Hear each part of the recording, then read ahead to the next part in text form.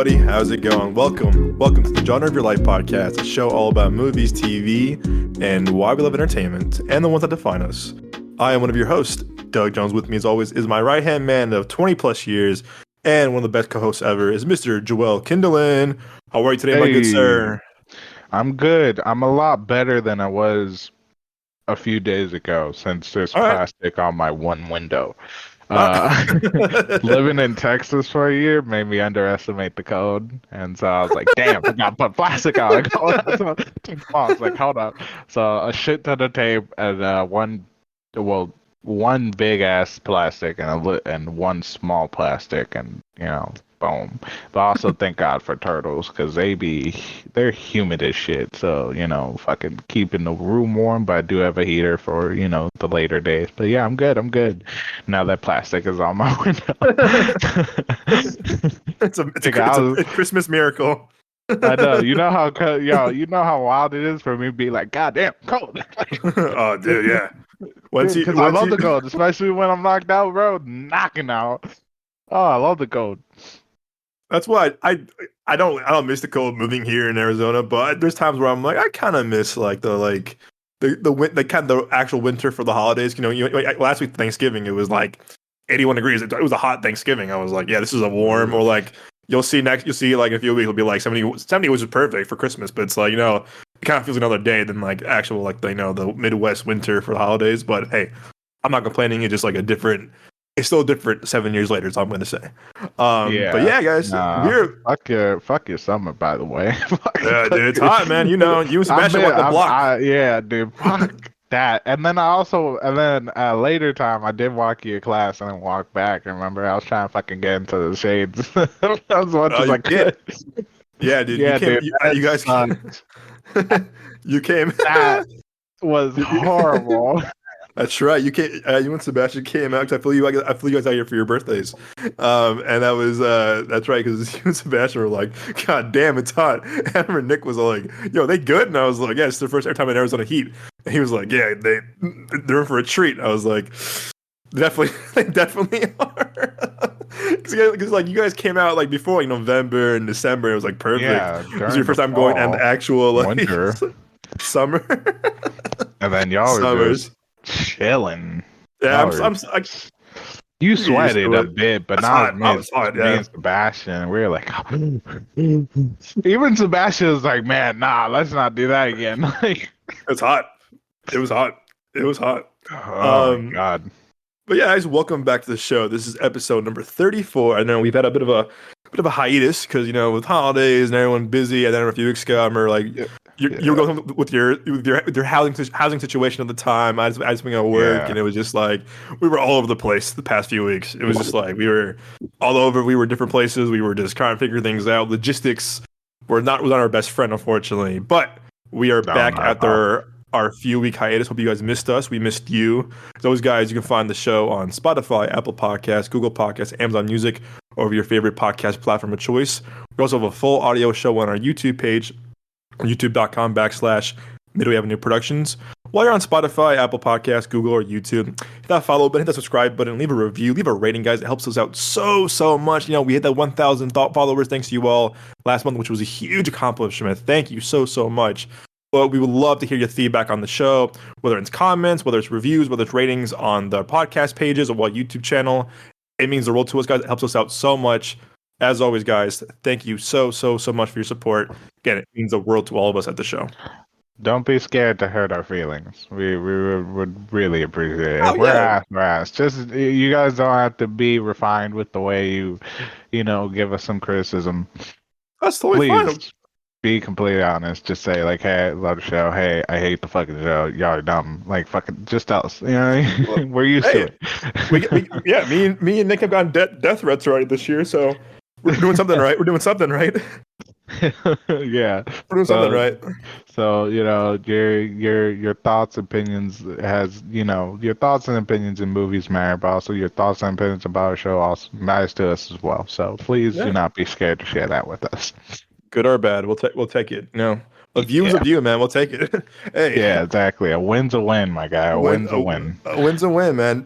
Nothing is a bad press. We'll take the we'll take the we'll take the reviews, comments, whatever you got for us, man. It's Like all the famous people right now and all those TikTok famous people fucking with all the very, very, very bad press, they're fucking still rich. So, help us get there. yeah, it helps them somehow. Yeah. Help us out too. It's Yeah, never exactly. it's never too late. Yeah. It's never too late, dude. This Send week them is made our way. Make us famous. hey, we need the press. We'll take it. Yes, We'll exactly. need the press. Dude, it's been a weird week, man. I mean, I talked about this the other day on our voice message, dude. Like, it's not film related, but buying a car fucking sucks. I'm not gonna lie. Oh, Buying a dude. new car, Oh, God. it fucking sucks, dude. So my car had some issues, not issues, but like it's in the shop, and it was just like if we repair it, it's like a lot of money, and I was like, oh man, I was like calling my my auto friend Evan. I called my dad, and they were just like, let's get a new car at this point. And I was like, oh yeah, but it's only a 2.5-year old car. They're like, well, no, it's a 15-year-old car. But I bought it 2 years ago, 2.5 years ago, and everyone's just like, dude, don't spend more money on this car. It's like, it's get Unless something it's a classic.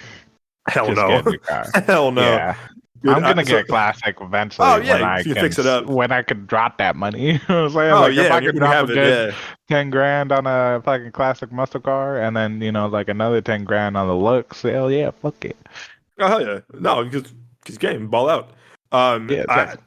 It's just been, dude. I've been like literally like all day. Yesterday was Wednesday. Tuesday was Tuesday. Dude, it was just back to back. I was looking at everything, like with the CarMax, Carfax, everything online, and it's like I remember during COVID how the demand for like new cars new and used cars were so high that everyone wanted a car. And now, like post COVID, we're still kind of figuring out all the interest rates on new cars and stuff like that. I'm just like, goddamn. Yeah, So I'm right, like, bro. it's crazy, dude. So I've been looking at like used cars, which has been cool. I want to keep an SUV, obviously, for the space, and having the dog now has been kind of like definitely helpful. I saw a really nice car last night. Actually, it was like in 2021, like Hyundai. It was very good condition, but I'm not gonna lie, there was no I love the way people say Honda now. The Hyundai, Hyundai, yeah, Yeah, Hyundai. Hyundai, yeah, Everyone says Hyundai, Hyundai now. Nissan. It's like the console, by your arm, you can lift it up and put like storage under. Yeah. This car I saw last night was a really cute little Hyundai, but like it didn't have that. So I was driving. I'm kind of used to putting my arm on like the rest next to me. There wasn't one, so my arm kind of fell down a couple of times while I was driving. So I was like, "Oh shit!" And I was just like, "Oh, there's no compartments, there's no console." And I was like, "Oh shit, this is so weird." And I was like, "It's a newer car," but I was like, dude, my arm was like floating, and I was like, "Yeah, this is like weird. Nice car," but I was like, oh, "Okay." But go ahead. There are a lot of how can I say this? There's a lot of pros for not having a center console, you know what I'm saying? Depending on your relationship. But overall, I would love that, you know what I'm saying? But I drive with I'm a righty. So before I start driving, I have to get used to my left hand because, living in Chicago, there's going to be rain and snow. So I'm not always going to be able to put my left hand on the window, you know what I'm saying? But no, I get what you're saying. Yeah, it threw me off. it threw me off. Then I was like, "Oh shit!" And so I was like, "All right, not getting this one." And then there's a car I saw 2 days ago. I'm like, I liked it because it was it was like an older, like I want to say in the past 10-year car, but it was like mint condition. It was like almost brand new. I saw like new car smell 10 years later, but the asking price was kind of a lot, and I was like, for a 10-year-old car, that's a lot just to ask for. Just for like to ask whatever. But I almost pulled the trigger on it. I was like, you know what? I'm just gonna like buy it, whatever. It's a decent car, whatever. So I went back last night to drive it again one more time with my dad, and I was like, you know what? I like it. I'm trading my car in towards a new car, not a new car, but a newer car. So it's like, all right, whatever. I was like, you know what? I'm gonna try something out real quick. I'm gonna fucking try out all the buttons on the remote, everything. It was new batteries in the remote, dude. Get this, two fobs. The fucking open trunk button doesn't work, and I was like, oof. That's troublesome. I was like, on that's both a deal fobs. breaker. Thank you. Thank you. And I was like, okay, that's a bit of a deal breaker. I was like, all right. So then we're driving around on a test drive one more time with my dad, and this Hyundai was really cool, the 2013 whatever car, and they had like they had like it has the dash, it has the backup camera. I'm like, oh, I like that. It has a cool like little screen. I was like, oh, cool. I want to try the hands free stuff using like the change the volume, call, Bluetooth on the steering wheel, right? Mm-hmm. None of the buttons worked. None of the buttons worked. And I On the said, steering wheel? no. I couldn't change the volume. I couldn't use the hands-free Bluetooth. I couldn't change the radio, whatever, or do a Bluetooth audio. And I was like, son of a bitch. I was like, all right, all right. And we drove it back, and the guy was like, do you love it? You gonna buy it right now? And I was like, yeah, bro, nah, I'm not buying this. And you can see the look in his face was like, son of a bitch. I saw you yesterday. I saw you today. You said you wanted it. I was like, well, he didn't say that. He didn't say that, but like I could tell from his facial expression. Like, you're jerking me around. Right. He was like, this is my commission, motherfucker. And I was just like, yeah, bro. Like, but I don't know what triggered me to like check the fucking, the trunk button as well as like like the steering wheel. We're getting old. Yeah. If we were young, we would have just been like, "We'll take it. It's a car. You got wheels. It works. It's a car. We're taking it." No, exactly. Yeah, but now we're old. We're just like, no, I have to make sure everything works. Right. What's the gas mileage on this car? Like like it's not like my TV. Like right now, I'm broke. So like the TV situation, I have this old ass TV with just a lot of fucking discrepancies. I'm just like, it's a TV, fucking, I'll take it. You know what I mean? Yeah. But like a car, you're just like, I want this bitch to last me for a while, and I want to have less complaints than I would like. Right, exactly. Like if you have the car Exactly. and the trunk button's working, and then eventually, like a year down the line, it stops working, you'll be like, damn, oh man. You're gonna be But so you're pissed, gonna be dude. like, you're gonna be okay with it instead of never having it. Mm-hmm. No, I would be so pissed. So I was like, you know what? Not for me. And we walked away, and the guy's face was so fucking like destroyed. He was like, God damn it. And I'm like, oh man, next time put in the description that things don't work.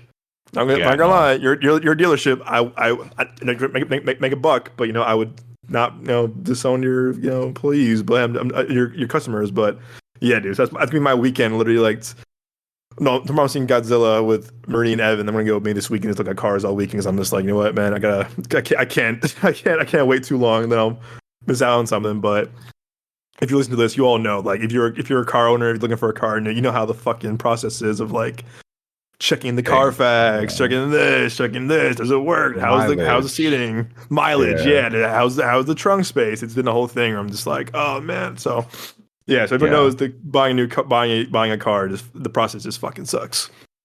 It's not fun. It's not fun. When you look for a car, I want to be there. I want to be there when you buy a car. Actually, 'cause I'm really curious of like what you're gonna be. Because I have now. This is my second time buying a car. I already know what brand I'm gonna. I definitely do want a Jeep because of But I was also thinking like, maybe I should just do SUV as well. Because I was thinking like SUV. Yeah, I said SUV originally, and then I was like, I want a Jeep, but then I might do a Jeep later on. So I'll probably just do an SUV, something that'll last me a while. Yeah. Yeah. Good trunk space. Newer, definitely newer. Yeah. Probably around last couple years. Yeah, probably after like 2017 and after. Yeah, that's what I changed. I changed my search online. I was like, you know what? None of this, no more of this 10-year thing. I'm gonna do at least 5 years. It's been 5 years now. Like 2017 tops. 5 to 7 years. Yeah. 2017 tops. I'm like, I'm gonna be more realistic with my options, I would say. Yeah. Dude, speaking of, go ahead. No, you go ahead. I insist, Joe, you first. Okay. Well, I was thinking, right? We always talk about movies and stuff, and you work for Paramount. You're doing. We have not had discussion about the streaming services. Not recently. Yeah, right? dude.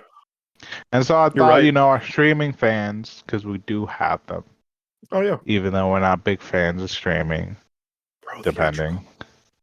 We're very theatrical. They're like, go fucking movies, But if you can, streaming's understandable. Of course. My Not podcast, not but poo-pooing it. Yeah. yeah, we prefer theater. Anyways, I thought it would be a great idea for our streaming fans to talk about the streaming services, what's recently been going on, and even talk about like the our favorite streaming platform, and like why we enjoy those. Let's talk Yeah. something like that. I thought that Well, would be a great idea. And also to the fans, we do not have topics today. It's just me and Doug. We're just shooting the shit. So yeah. true shit. We're more of a laid back episode this time around. Yeah. And you and I done like episode before this. You and I just talking for a couple hour or two, just shooting it. Like the good old days, Joe. What the good old days when we're in the same zip code, we're in the same area code. Yeah. While where we were hanging out, I was stoned, and you were just right next to me chilling. We just started talking. We were talking about movies and shit. Yeah, dude. Yeah. So, as much as it's funny you bring that up actually. 'Cause I think I just canceled a few of my streaming services because the prices went up, and I'm like, yeah, I can't afford these no more. I'm like, oh shit. This will be after our discussion about. I'll talk about physical media after or talk about streaming services, but yeah, it's changed so much since we were like in high school. Like, because back it was only Netflix back in the day. Netflix was still kind of like they weren't making original stuff. They were just kind of putting out things that we've seen, like Sandler movie, 50 First Dates, and And they were still competing with Redbox. Yeah, Redbox was if you like the early 2010s, Redbox was huge. Redbox was fucking huge. There's a Walgreens here, right? That still has a Redbox. My grocery store still had Redbox. One of the day, like, oh shit, I walked by Redbox. Walmart still has Redbox. Yeah, man. It's like I'm happy about that. When we were in middle school, it was like, oh my god, it breaks my heart, dude. Blockbuster is my first love of my life. Sorry, Z. Blockbuster is still the first love of my life, man. The high I got from that going to walk into a Blockbuster Hollywood Video is still unmatched to this day. There's there's nothing like it. But you're right, Joe. Redbox. You're right. Redbox was, early 2010s, mid 2010s. It was like Redbox was still pretty prominent, man. People like would go there, go to a movie for like $1 or $2, and it was like, hey, DVDs were still big at the time. Well, they're still big right now, but yeah, right now I think the best ones right now, best one I would say for me would be HBO Max. I think HBO Max, I don't know, despite all right now, like a lot of criticism against David Zaslav and like WB for canceling their films, whatever. There's reasons for everything, obviously. Do I agree with all of them? No, but when they explain things like, okay, it's it's business, obviously, it's not personal, it's business, but business can go up and down. I think HBO Max to me was really the kind of the prime, right? Just because of like what they have to offer. The WB catalog is just so rich and stuff like that. And HBO has been top tier television for ever. It was Sopranos, Entourage, Sex and the City, The Wire, all Danny McBride shows. Like they're so like it's so top tier because it's like the quality they put out on their shoys is amazing. Euphoria is fucking top tier when it comes to film storytelling and budget and everything. Do other shows work? No, not at all. No. And I'll be the first one to say this. Idol is one of them. That fucking show was awful. There was good things about that show. The show was terrible. I could tell what they wanted to do, what the original concept was. I don't think what's his name, The Weeknd should have been in it. I really don't. I didn't like him. And also, two, I heard about the original concept, right? Yeah. And like understood The Weeknd's character because of the original concept. But after the changes and like actually watching like that first episode, I didn't watch the rest. My homie Ashley did. I'm pretty sure you watched a couple more. I did. Z gave up on it. I watched it. And yeah. But anyways, let's keep talking about this. I said that in my review of the show a few months ago. I mentioned it maybe 2 episodes ago on a bonus episode. I was saying that there's good of that. There's good in that show. It just that show is just awful because Yeah, they try to fucking make it like Euphoria, but with everything. It just didn't work. It was so yeah. disjointed. It was so all over the place. And you know what? The Weeknd. I will say this too. I will defend this. Is he the best actor? No, he's not. But I've seen so much worse acting from like actual Well, I'm not professionals. saying he's the worst Oh no, actor. You know what I mean? people hated his. Oh, Well, this is yeah, the but worst thing ever. I'm like, we've seen worse acting before. We've seen some really bad yeah, acting, some we've really seen bad acting. like, dude, like it's so funny because I'll talk about this. I love Amazon's like original Yeah, stuff. Prime. Yeah, I hate their fucking platform yeah, it's because very if you're disjointed.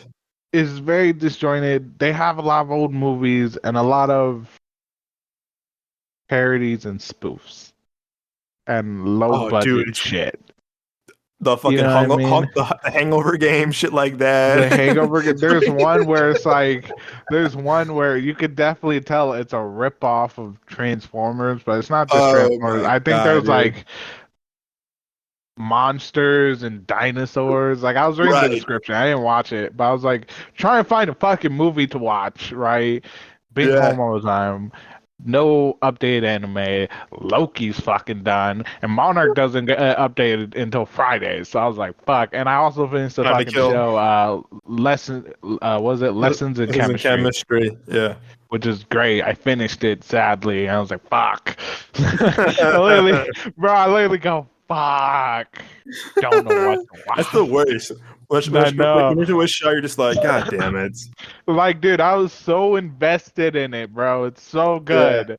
Z, it's so good. I was addicted. I actually Anyways, loved it. dude, I finished it in 2 days. Watched the whole thing in 2 days. Anyways, I went on Amazon. Fuck, but the shit about their categories is if you're just looking, it's Amazon, it's Prime Popular Movies, Prime Popular TV, and then you go down, it goes Rent, Buy, and then it goes Prime, and then it's just basic Prime, and then Prime TV. Even when you go to the categories of like documentaries, and they don't break it down for you, which is really shit. So like you're Right. trying to find movies, you're trying to find something to watch, and you have to go through this just one catalog of Prime because I'm not gonna buy a fucking. If I wanted to do that, I'd just search the fucking movie. Prime, and you're just scrolling through shit, and it's the most random, old, even new shit where you're just like, this is obviously super low budget, and you're just like, fuck, fuck, fuck. Bro, I was scrolling for so long, I gave up. I felt like I was Oh yeah. looking. I felt like I was on the 200 page of Pornhub. Like fuck, I was like, I don't like, dude. I like, what the fuck? Like, I'm not about to Scroll, do this, scroll, dude. scroll. Only when I'm looking for porn will I be like, I'm making that much dedication for a movie about a bunch of spoofs and old movies I don't care for. Like, like I was talking about, like it was like monsters and like aliens or dinosaurs, and then it said like, and then fighting giant robots, and the cover photo is obviously like a rip off of fucking Optimus Prime. And I was just Oh like, yeah, after yeah. that, I was like, fuck this. Fuck this. And I went back on Apple TV and I started watching Human for It's All so bad. Humankind again. I'm on That's season 3. hilarious. It's the Walmart bin of movies you see on Dude, Prime. It's the Dude, Walmart brand it's of not even movies. the Walmart It's the brand. It's Kmart the brand. dude outside of Walmart selling Right. DVDs. Where you're Okay. just like, you ever saw Star Wars? But this is like Star Wars but better. $5. $5. Do you Like do that's you what. And my parents bought a lot of those movies, so I know what this did. It's like childhood overload. It's like there who okay this is I don't okay I remember you were there. It was my sophomore year. This was your junior year of high school when you were still at Ogden. Someone we knew, I forgot who it fucking was. They were saying that yeah, I couldn't go see Hunger Games because of things going on. I'm like, I get it. So this person, I think it was a girl, and she said, "Oh yeah, I bought a bootleg version of Hunger Games." And she went down and watched it. She basically bought this guy, and the DVD, she put the DVD in. It was the same guy eating Cheerios. Like, this is the real Hunger Games.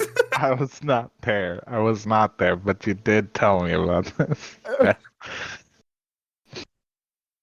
Oh That shit God, cracked me up. Like, I thought, like, bro, this story, like, you go, damn, she got fucking scammed. I was like, yeah, I know. that's wild. It's Oh my hilarious. God. But you're the real Hunger Games. God damn it! Don't even. It's like, great. But so that I would say, okay, so in terms of least favorite, I would say least favorite to me might be Disney Plus, and I have reasons why. Yeah, I don't like Disney Plus because the shows you want to watch are edited to be child Yes, friendly. yes, that's that was Even my though thing. if you make an account, right? Here's the funny thing. You can have all of Disney or you can just have the very kid shows for Yeah, Disney. So basically they pulled a Netflix and said adults and kids, but really all family friendly. And I hate that. yeah, I truly hate that. and The only shows I'm on Disney Plus for because we get it free with our fucking phone service for Verizon. yeah. This is not an ad, by the way. It's just the honest I thing. wish. I wish, right? All right, Verizon, sponsor sponsor us. me. Yeah, come on. I've been having Verizon since the start, man. Since I was like 11 or 12. I got my Yeah, phone. Anyways, uh, what was I going to say? Right. The only shows I stay on Disney Plus for was Loki, which is sadly done, and there's no more, and so I won't be back for that. And The Mandalorian and the Star Wars animated shows, but I'm fully caught up on those unless, I have someone to like marathon it with. right. Other Yeah. than that, that's it. Nah, I think we have it through family. Um, you, man, it to me with Disney. I think when we I think 'cause I remember when Disney Plus launched, and you and I were together because Mandalorian came out when it launched. You're like, oh shit, Mandalorian's came out. We were like, we watched it in my apartment in college. Like, oh, this you were visiting me. I was like, oh, this is crazy. Um, Disney Plus, and I have a reason for this too. Is that you're right. It's just that they censor a lot of stuff and they edit things a lot of stuff too. Okay, that would for their own Disney content. I get it. No. I don't get it. I just don't get it. But that's their stuff, so I'm like, they can do what the fuck they want. Obviously, what bothers me a lot is that with the acquisition of Fox, that they're going back now and re-editing stuff from the Fox catalog, and I'm like, and that just to this day just pisses me off more and more I think about it. Of like, then why the fuck did you buy Fox in the first place? You bought it for the reason why you bought it for Fantastic Four and X-Men. And the story is that like it was so expensive to buy them just in general. They wanted to buy the whole studio instead, and I'm like, it's so fucking stupid. But I'll go to my soapbox for a minute. It's they go back and they edit 20th Century Fox stuff, and it's like that's stupid. If also too is that Disney Plus also hurt a lot of physical media stuff because they don't put out because this is my part of my down the road discussion too about physical media after talk about streaming services is that Disney Plus having Fox and knowing all these rights, they're killing physical media, not putting it out there. Now they're putting shit like Loki and Mandalorian on steelbooks and Blu-rays, whatever, but they're fucking upcharging the hell out of them. It's like, come on now, like you can't Yeah. do that too. I mean, you can, but like it's so shady to me. Like if you're gonna put out on physical media, then make it more affordable than your fucking streaming service. Like that's so stupid to me. But I'm getting off my soapbox again for that. But I Disney Plus, you're right. I went on there for like maybe what? Get it back. There's one plus about Disney Plus, no pun intended. It's that some of their movies, so as you all know, I'm the biggest IMAX nerd ever. I'm a fucking IMAX fanboy. Mm-hmm. I love my 4Ks of movies, but Yes, sir, you do. there are some movies you can't buy on physical that have the IMAX scenes. Mm-hmm. Disney Plus, you can watch the IMAX versions of Infinity War, Endgame, a lot of their movies. And to me, I'm like, damn. I think the 4K quality is better. Don't get me wrong. I will stand by that to this day. Mm-hmm. However, I really do like when I can watch the IMAX version, the way I saw it, the aspect ratio, the way I saw it originally on at home, and the only way I Yeah. can do that sometimes is Disney Plus. Like Right. I have Avengers Infinity War Endgame on both on 4K and collector's editions. Love them, great transfer. But the time I'm like, damn, I kind of want to watch the full frame IMAX ratio, and unfortunately, the only way to watch it is on Disney Plus. So Yeah. I will give them that for that. And I think that's why I love Chris Nolan movies so much. I have another answer about that down the road too in this episode, but I love Chris Nolan movies because he makes sure that his IMAX scenes get into the Blu-rays. I'm like, cool, I like that. So it's my least favorite Disney Plus. It's because of censorship and because of the edit stuff from like violence and Mhm. stuff like that. It's like, to me, you shouldn't have these movies in the first place. Then you're just ruining the authenticity of these movies. And they say a bad word, boo hoo. It's rated R for a reason. You put a parental guide on it. Yeah. It is what it is. We grew up with parental guides all the time. It's fine. It It, is what it it's is. I say this all the time where it's like it's so fucking annoying because as a kid the world was for adults, you know what I mean? Like, oh, you can't Yeah. watch this movie because you're not an adult. But now that I'm an adult, the world's trying to make it for kids. Right. One, Right. I don't Right. want kids. I'm not gonna have kids. I don't give a fuck about that. Two, I waited so long to do adult shit, and now I'm an Yeah. adult, and people are trying to take these adult things away from me, and I'm just like, I'm gonna I stab just got somebody. I'm it. gonna, I right? It's like when I was smoking. I was 20, and I used to buy cigarettes. I used to smoke cigarettes. I used to buy blunts and cigarettes, and then the U.S. is like 21, and then I couldn't buy it for a fucking year. I was pissed. I was like, I've been coming here since I was 16, buying cigarettes and shit, and then they stopped selling it to me. I was so annoyed with it. I was like, ah. And now people are trying to do the same thing to me with like enjoying movies and TV and shit. And constant entertainment. Yeah. Let me see some titties. I'm joking. Yeah. No. No. It. Let me see. Let me see the blood. Let me see the violence. Yeah. The curse words. Who the cares? curse words. We're adults. It feels like in high school when teachers used to tell you language. Like I at this point, I don't care. Like I curse a lot. Not in front of certain people, like my mother, your parents. It's more of like a manner thing. It's like out Yeah. of respect thing. You know what I mean? Where it's like I'm not gonna curse. Uh, but overall, like the way I talk, you know me, I Yeah. curse a lot, and like growing up, like being my age now, it's like, why is that such a bad thing to like curse? Like I understand the concept of it, but, but you know what I mean. So it's the same kind of semblance of like, hey, watch your language. You know what I mean? When Yeah. you're in high school, or you're just like, I don't fucking care. Like I'm not. I'm having a normal. I'm in lunch, motherfucker. Let me curse. Let me speak my mind. Yeah. Let me be my own individual. But overall, just how can I say this? Family Guy years ago made before streaming services and everything. They made an episode where uh, a company was censoring everything. So Mm. like Peter came out and like he took off his pants, I think, to have sex with Lois, and you just see a guy holding a black bar where his penis is, where they're trying to censor everything. So it's just like, oh my god. So that's really what it feels like with Disney and just the censoring. It just feels like ridiculous. Like Yeah. it's very unfair. Like I understand not trying to offend people, but at the same time, it's like we're taking away just normal stuff like cursing. Like violence is a part of our world. And, as an action film lover, to see that taken away from things I love, that's really like disheartening and just very Yeah. frustrating because it's just like, why? Like let me enjoy it. Like I don't give a fuck about little Timmy or Tammy.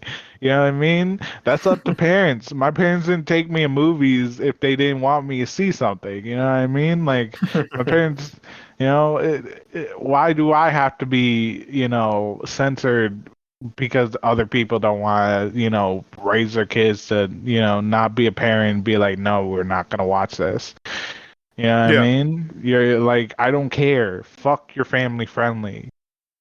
Don't take away things from everybody for the small amount of parents who don't want to fucking do the work. Yeah, dude. That's unfortunately what Disney's been doing with their content that they acquired from 20th Century Fox. And it's just like, man, like, it's that. So yeah, I would say best is HBO. Sorry, Max. Sorry, HBO Max. Probably worst would be Disney. Honorable mention, probably Netflix. I mean, Netflix. I have my gripes with Netflix too for killing theatrical stuff. So, and also my history with them as a employee. But it's a different podcast. So yeah, I definitely Max is like the best one. I would shout out definitely Netflix. Also, yeah, even though Prime has a lot of their Walmart, Kmart bootleg, guy on the street bootleg movies, shit like Reacher, I love. The Boys, I love. Jack Ryan, great show. Um, uh, Daisy Jones, great show. Uh, it's just the consistency to me is like it could be up or down with Amazon sometimes. It's hard to stay consistent in shows. I do think Max has the best consistency when it comes to their storytelling and their shows of quality. So that's just me too. But so you say is your favorite Prime? Is that what it is? No. I was just complaining about Prime's Hey, that's formatting. the show, man. I'd say formatting wise, Prime has the worst Really? one. Okay. Because like it's like I said, like it's The really format. hard to try to find something that you would enjoy, especially It's a since lot. especially with like Max, even Disney, Peacock, like Yeah. Netflix, when you go into a category, they break it down for you, like, oh, comedy, horror, comedy, Yeah, they break it this, down for you. you know what I mean? But with Prime, it's just one. It's basically just popular movies, popular TV. There you go, search it. Like, but Yeah. it's not just the popular stuff. It's the random shit as well. It's just the popular things are in front. You know what Right. I mean? So the worst is the formatting. The worst is Prime. My least favorite is Disney because there's Yep. nothing really for me to watch. I don't want to watch, Daredevil because they censored that. You know what I mean? Like they Did edited they it. really? Damn. Yeah, didn't you say like they edited certain things Oh out of it, like the blood no, stuff? I didn't check. I don't know. I heard. I think I heard a rumor, but I got to do my research, and they did it or not. I heard. Yeah, I I heard yes or believe no. I I believe gotta they check. edited stuff from it. I gotta check. Oh, but also the shows aren't, they're for kids mainly. It's family Yeah, friendly it's stuff. I really don't care for it.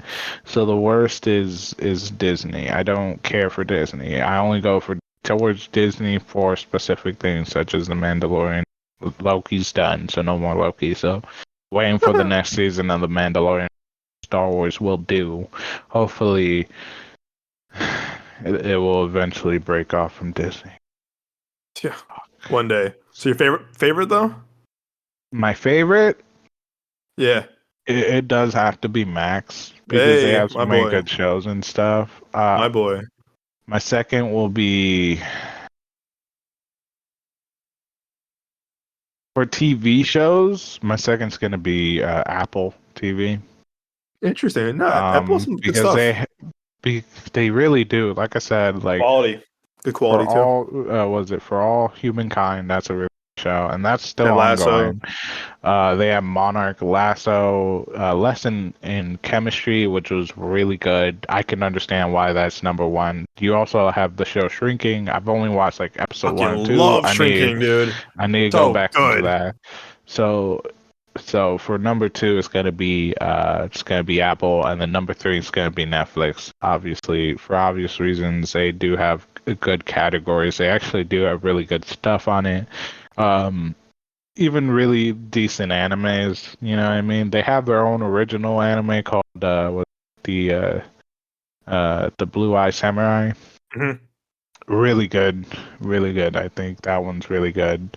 And uh, for my anime lovers, if it's between Funimation and Crunchyroll, I'm gonna go with Crunchyroll. Very simplistic, very nice. But I do know Funimation has, and the price is not that bad. But I do know Funimation does have sort of like bigger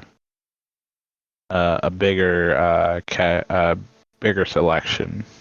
Mhm. But I like Crunchyroll. I feel like it's a little bit more affordable. I haven't looked at the Um, prices of Funimation recently, but yeah. Wait. Speaking of Apple TV, I know you're looking for a show. You said before we hopped on the call. Have you watched Severance yet? No, no, I've seen it. Joe, you gotta watch it. I'm telling, bro, you're gonna be hooked to the show. I'm telling you, you're gonna be hooked to Okay. the show. I'll If do it after I'm done with For All Humankind. yes, okay, fine, that's totally fair. You're gonna be so. My dog was kind of just like barking in his sleep. Um, you got Severance. Severance, dude, you're gonna love the show. Oh, Ben Stiller did all the episodes. Oh, it's so good, dude. Okay. If It's it's Ben I'm Stiller, then I'm definitely watching. Oh, bro, you're gonna love the show, dude. It's so trippy and it's so original. Give it a chance. I think you're gonna like it. It's it's so good, dude. It's really the only one season out, and I'm gonna say is that one season out. That's it. It's awesome. It's a really good show. Really good show. Okay. It's gonna be out there. I'll definitely add it to my list of what to watch. Um, uh, Well, I was gonna say something real quick. Oh man, I was gonna say, but yeah, I definitely, I'm definitely. I think Peacock has some cool stuff on there. Like, I'm watching King of Queens right now. Yeah. I go to bed, but it's nothing too much in terms of like a lot of content from them. It's mostly kind of stuff that Yeah, we've seen already. yeah, like it's cool that some of the movies that come out in theater, They'll get it, yeah. after they'll eventually get it before the other platforms, or at least you'll be able to stream it from Peacock, which is really cool. If I was gonna do an honorable mention for fourth place, it would be Paramount Plus because of their Hey, TV show, represent, but that mainly represent. the Stallone show. You know what I'm talking about? Yeah, that was a good show. That was a good show. The That Family was Stone. really good. Oh yeah. That was a good show. That was a good show. I like that. I was gonna say, oh man, I was gonna say something, but yeah, I'm very curious to see how and also I admire this about Sony. Sony literally says we're not in the streaming business, we're in the theatrical business. I kind of like Yeah. applaud that a lot actually. Where I'm like, because they have a deal with Netflix where like after a while their movies will be on there eventually. And I think with Stars too. I think Stars get shit like Spider-Man, like their Marvel stuff, their Oh high yeah, I also priority have stuff. stars. But Netflix, Sony has a partnership with Netflix that I kind of like. That hey, you know what? We'll partner with you, but it has to be after a certain amount of months. Like I think the Jennifer Lawrence movie that I liked over the summer, No Hard Feelings, like just came to Netflix like this past month after like Hmm. 5 months. So I'm kind of like, ooh, they gave it time first Right. before it hit Netflix. I'm like, I admire that 'cause I think I love Universal, one of my favorite companies ever. I think Universal kind of was too quick to put the movies on like Peacock like so soon. I'm like, yeah, you want to watch? Nope.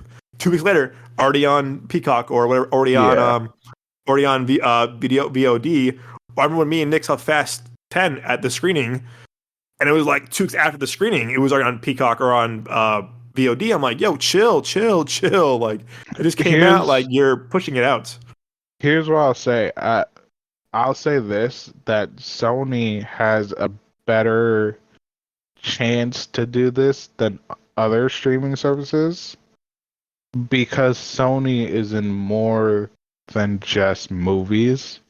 Yeah, You know and a what I lot. mean? Right. Because they do movies, and then they also have their technology. And people give a lot of shit to Dude. Sony, you know what I mean? But Sony's surviving on its own, Yeah.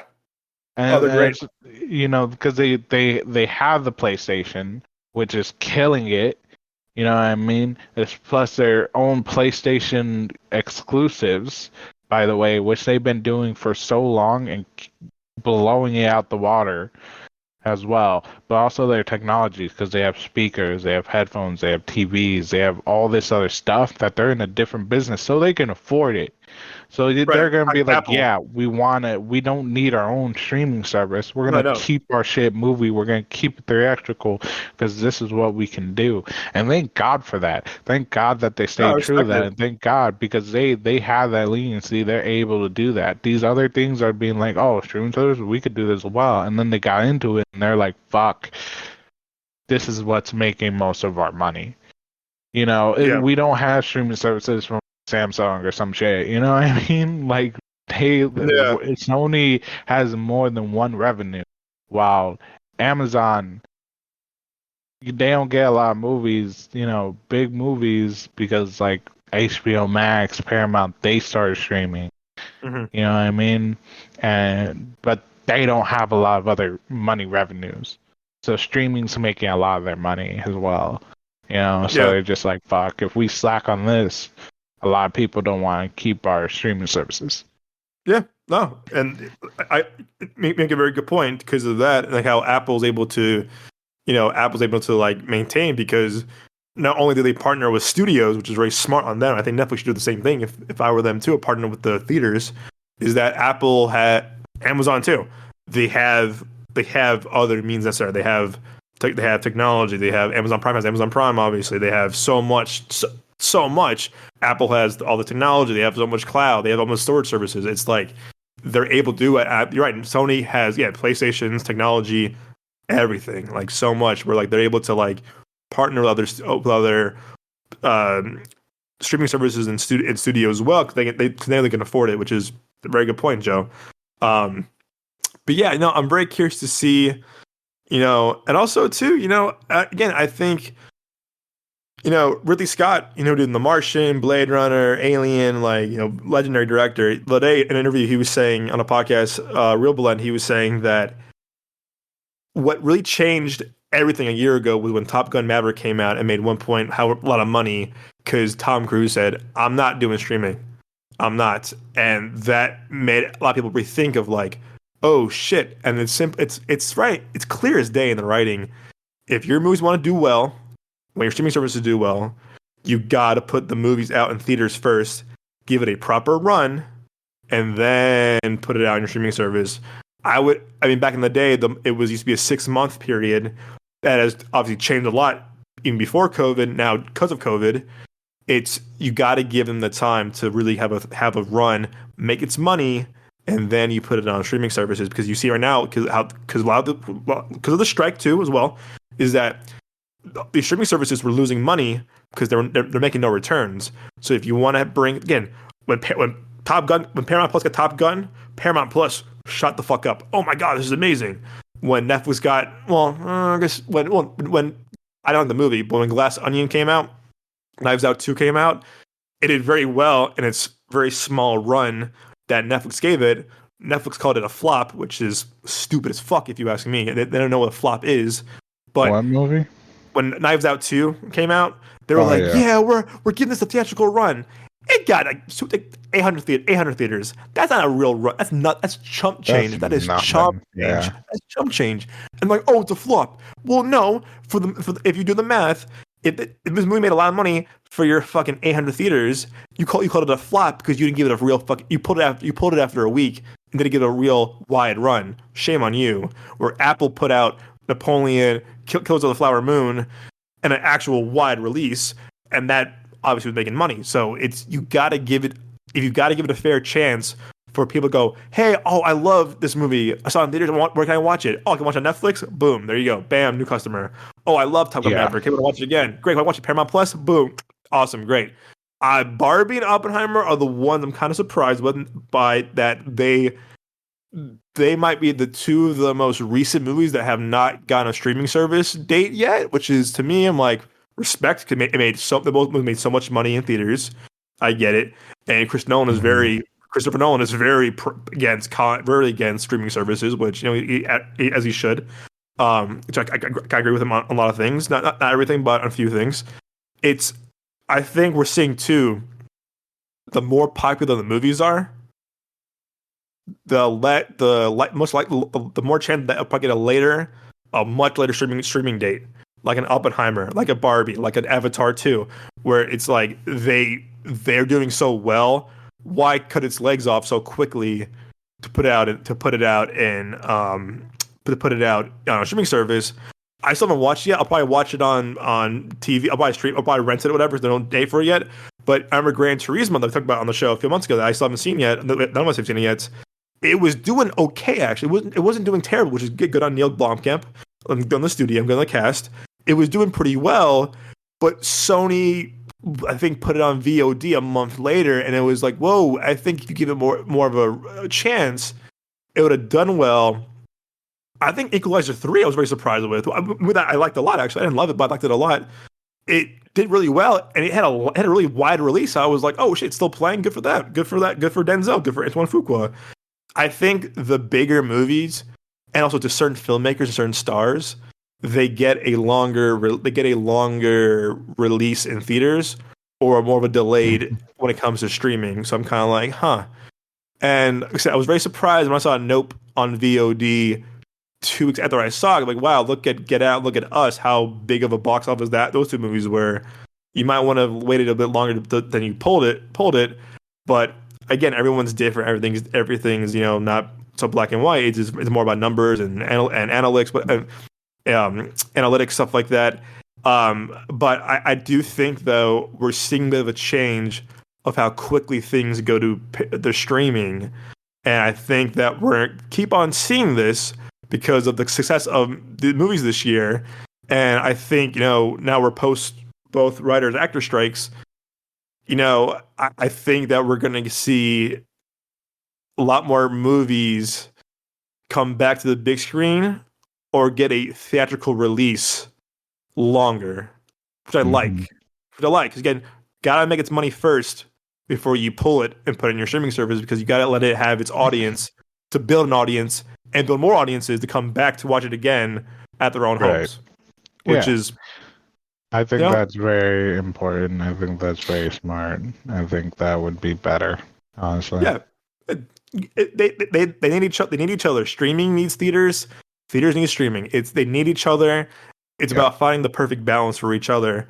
But I'll tell you what about streaming that I am mad about. I haven't mentioned on the show yet. It's been a few weeks that it's been announced. Fucking Best Buy is killing physical media, Joe, and it's killing me, bro. It's fucking killing me. It's breaking my heart, bro. It's breaking my fucking heart. What was Best Buy doing? Well, Best Buy's killing physical media come next month. They're done. And they're done? They're go ahead. Here's what I'll say. I think for Best Buy, that's smart. Because before you attack me and try to jump through that screen of yours,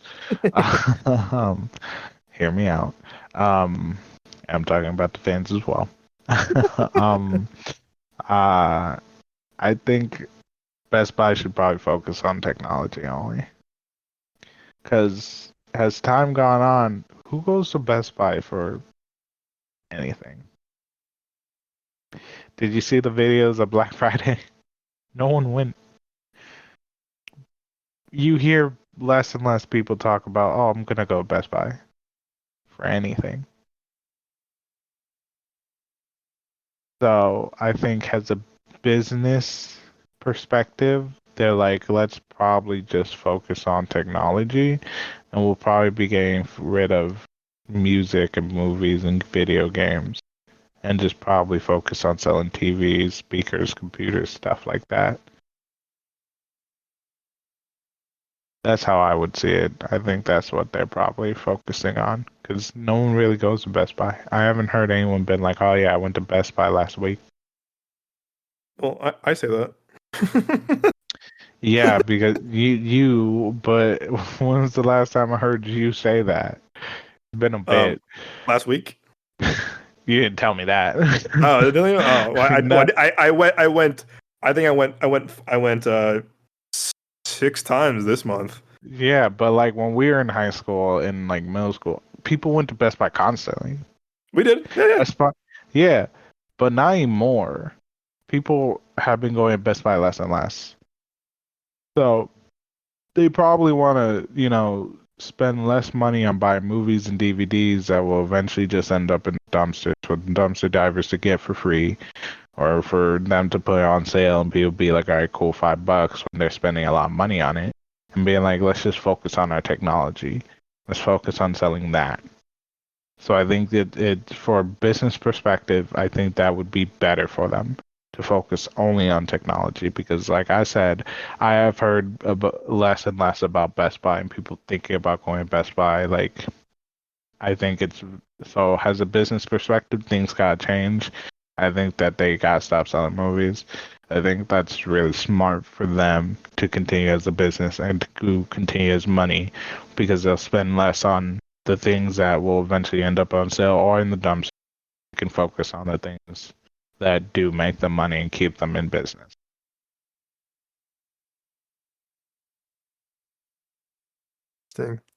My thing is, where do you get off? I'm kidding. I'm totally kidding. I'm totally kidding. I'm totally kidding. It's again, that's no. There's parts of that I agree with, parts that I disagree with, which is totally fine. Yeah. It's okay, I'm looking yes. at this as a business perspective. No. Right. But however, physical media is still selling like crazy. Oh It's yeah, still physical selling like media crazy. still Still sells selling like like crazy. but Crazy. you gotta also look at it in their business perspective, because they don't only sell physical media. Right. Of course. They And a lot of TV, businesses, speakers, everything. when like if you look at McDonald's, they a lot of the meals, like think of it like this. All right, we're gonna break this down a lot easier, just simple. With McDonald's, they've tried a lot of different things, and they also used to have things that used to be popular. You know what I mean? But then eventually they stopped selling those, or they stopped making them, because in their business perspective, these things were selling a lot better than these things. So for Best Buy, their technology is probably selling a lot better than their physical media. So they decided to get away from physical media because people are buying it less or waiting for it to be on sale when they're spending a lot of money to get constant big orders of copies of these to sell on their shelves to not be touched. Again, I hear you. Part that I agree. I do agree with. Part that I do disagree with. Unfortunately, it's the thing that really surprised me to a degree is, well, you know, I've with you too a couple years ago. It's I've always bought most of my movies from Best Buy because it was so accessible to me. Yeah.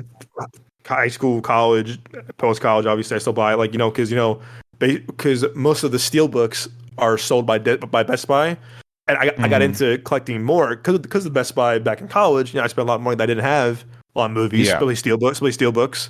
Right. And obviously, past 3 years because of COVID, steelbooks have now gone to Amazon, to fucking Walmart now too. But their Best Buy still has a gray area of what they sell exclusive stuff that Best Buy only sells, and if you miss out on it, you get to buy the resale price. And give you an example, I didn't buy Oppenheimer on a steelbook, and I wanted to. I missed on the pre-order. I'll wait for it that night of. It's been out 2 weeks. I missed out on it. It has not been restocked once bit, and the fucking scalpers are selling it for like $200 when it was $40 retail. And I was like, Fuck you sons of scalpers. bitches, fucking scalpers, dude, you sons of bitches. And I could have bought a version from France, which was region locked. I could watch it on my PS5 or my Xbox, but it was $50 with no digital code. Where it was the same steelbook, and it was I could watch it in any region I want to, but it was also the steelbook was English. It wasn't like, oh, late Oppenheimer or we Oppenheimer. It was in English, but it was $50 for no digital code. Where I know I digital code for you, for my parents, for some friends too. It's that to me. I was like, ooh, I'd rather wait on the Best Buy version, because it has the digital code. It has, like, I would prefer that one because of just the logistics of it all. I will agree with you on this though. Also, the pricing too of a steelbook and some of the movies have gone up a lot. I wanted to buy the Equalizer 3 steelbooks. I had the first two already on steelbook on like Black Friday like a couple years ago. $40. And I was like, oof, that's a lot. And I'm like, I like the movie a lot. I didn't love it. Like, if I loved the movie, I would have bought it. I bought movies on I loved for full price for that much money on Steelbook because they were really cool, or it was a limited edition print. A lot of them are limited edition. But you're right. Equalizer, Gran Turismo was one of them. There was like, it was a mass production, but no one was buying them because it's on the shelves, whatever. But then when Black Friday came, all things that on my list went by like crazy, and I was like, "Oh shit, I missed out on a few things." I'm like, "Oh crap." So, you're right. I think the popularity too of the movie, I think, has a big part of that. When you popularity for sure. I remember the Quiet Place Steelbook went by like fucking nuts. It was insane.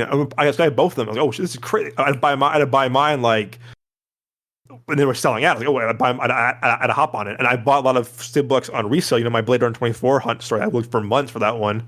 I was like gone in like a fucking minute. And I spent a lot of Top Gun Maverick was one of them as well. The more the popularity, they go by quicker, and it's a small print. Like Avengers is one of them. Avengers Endgame was one of them. I think the more popular the movies, they have more of a smaller. They have a smaller. I don't get it. The more popular the movie should have a larger wide prints of steelbooks and 4Ks. But for some reason, I think the past couple of years, I think because of COVID too, because of the amount of production that they can do, the smaller production that they give out to their stores and to their online distributors, which again, to your point, it makes sense. It's they're not sell as much. There's the reason.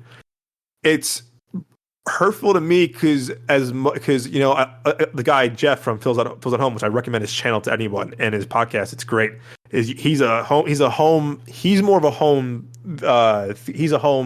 media, home entertainment expert. He knows so much shit. I can watch him for hours. He's a really soothing voice too. He breaks down everything from like the transfer of the movie to the audio to the visuals to like everything to the technology of how they make movies. The great comes at home. You better watch out. Someone might try to be stealing your man.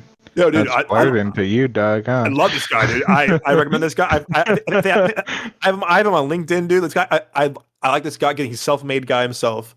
You know, I like to see. I followed him during COVID. He like made 2,000 followers. Now he has over 120,000 followers. I'm like, whoa, good for this guy because when we were all at home, there was no movies coming out because the theaters were closed. But he was still reviewing a lot of things that were kind of coming out on home physical media. But also too, Joe, I think the part that kind of surprised me is that when COVID was there, physical media was like sales were off the charts. People were buying shit. People were buying streaming services. They're buying so much home physical media. And you're right. I think Best Buy wants to shift. Target got rid of their physical media months ago, and I was like, walked in, and I was like, they still sell books and vinyls, but like their DVDs and Blu-rays are like fucking gone extinct. And I'm like, oh, that kind of sucks. So that was kind of like, oh, okay. I was like, because I didn't buy much from Target. I mean, I used to in college, but I was like, these aren't the best deals. I'm like, and they have a lot of 4Ks. They have mostly just Blu-rays and DVDs. But now I go to any Target, it's like one little shelf, if that. It's gone now. It's all books and vinyls, which is cool too. So it's still physical media. But Best Buy doing this kind of just makes me kind of sad because I'm like, you're right. The reason I go to Best Buy mostly is for Blu-rays and 4Ks. I'm like, I don't go there. I mean, maybe for gaming here and there, but I think everyone's kind of buying their gaming now on Amazon or fucking online through the Xbox store or or Microsoft or the PS store. So I'm just, again, as a fan, as a physical media collector, it breaks my heart because I'm like, man, I have good memories of like, I remember 2018 Black Friday with you 5 years ago when we found God of War under the shelf, under the fucking aisle. That was crazy. I don't know why I thought that, but I looked for it and I found the last one.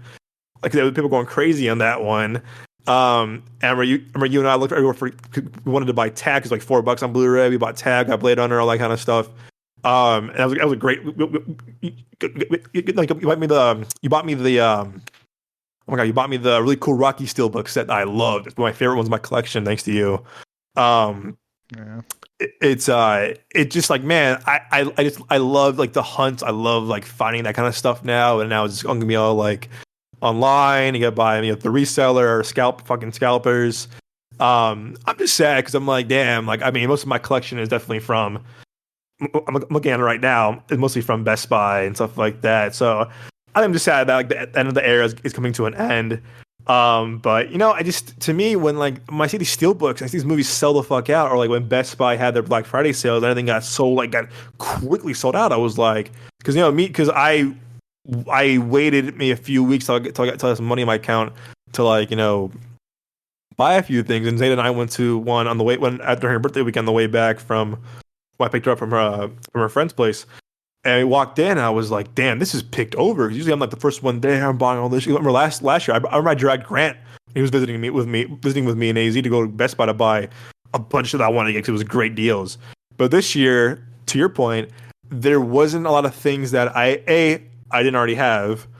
B, I didn't really want. Like, dude, there was like 100 copies of The Flash on 4K for $15. No one bought them. There were so many of them. There was so many, but I bought the steelbook because it was cool. Because I wanted the steelbooks of like the collection. But also, Best Buy is very known for fucking damaging their shit while sending. Got my Flash steelbook on Black Friday deal yesterday. Opened it up, fucking dented the shit. I was like, Damn. God damn it. I was like, Well, I'll Go say ahead. this: a lot less people are going out on Black Friday. A Oh, true, lot less people. true, absolutely right. People are This was doing a big Cyber change. Monday, but also I can understand what you're talking about. Like from your perspective as a movie lover, it's really damaging because you want to go to because Best Buy is a great place to get, but you're looking at a smaller margin of the physical media because not only do they sell movies, they also sell video games and CDs for music. People are streaming music now. They're not buying CDs. If they're buying anything, they're buying vinyl. CDs were cut 6 years ago. CDs were cut 6 years ago. You remember that? Okay. Yeah, No, that I was cut. don't. CDs was. I think it was like 7 years ago. They got pulled, and I was like, "Oh, that's crazy." And I'm like, "Oh, that's to movies or Blu-rays." And 7 years later, here we are. But also, they're probably going to cut video games as well because people don't I heard do that's the next. midnight lineup as well. No, Plus, all we're pre-orders. buying more. Yeah, people don't do pre-orders all that often. We're not doing the midnight lineups. And if we're pre-ordering something, most people are doing digital. Yeah, I feel like, Best Buy is seeing this as, people are streaming more. They're not buying DVDs. You're viewing it as like from a DVD collector right. eye. I am not a DVD collector because I'm too broke most of the time. Bills, you know, food, stuff like that. So all my DVDs are at Shore House because you haven't sent them to me. I'll give you a bunch. I give you a bunch when you visited me. Yeah, you gave me a bunch. I got them, but But anyways, I you got know, you. you get what I'm saying. Best Buy is looking at it as a whole business perspective of DVDs.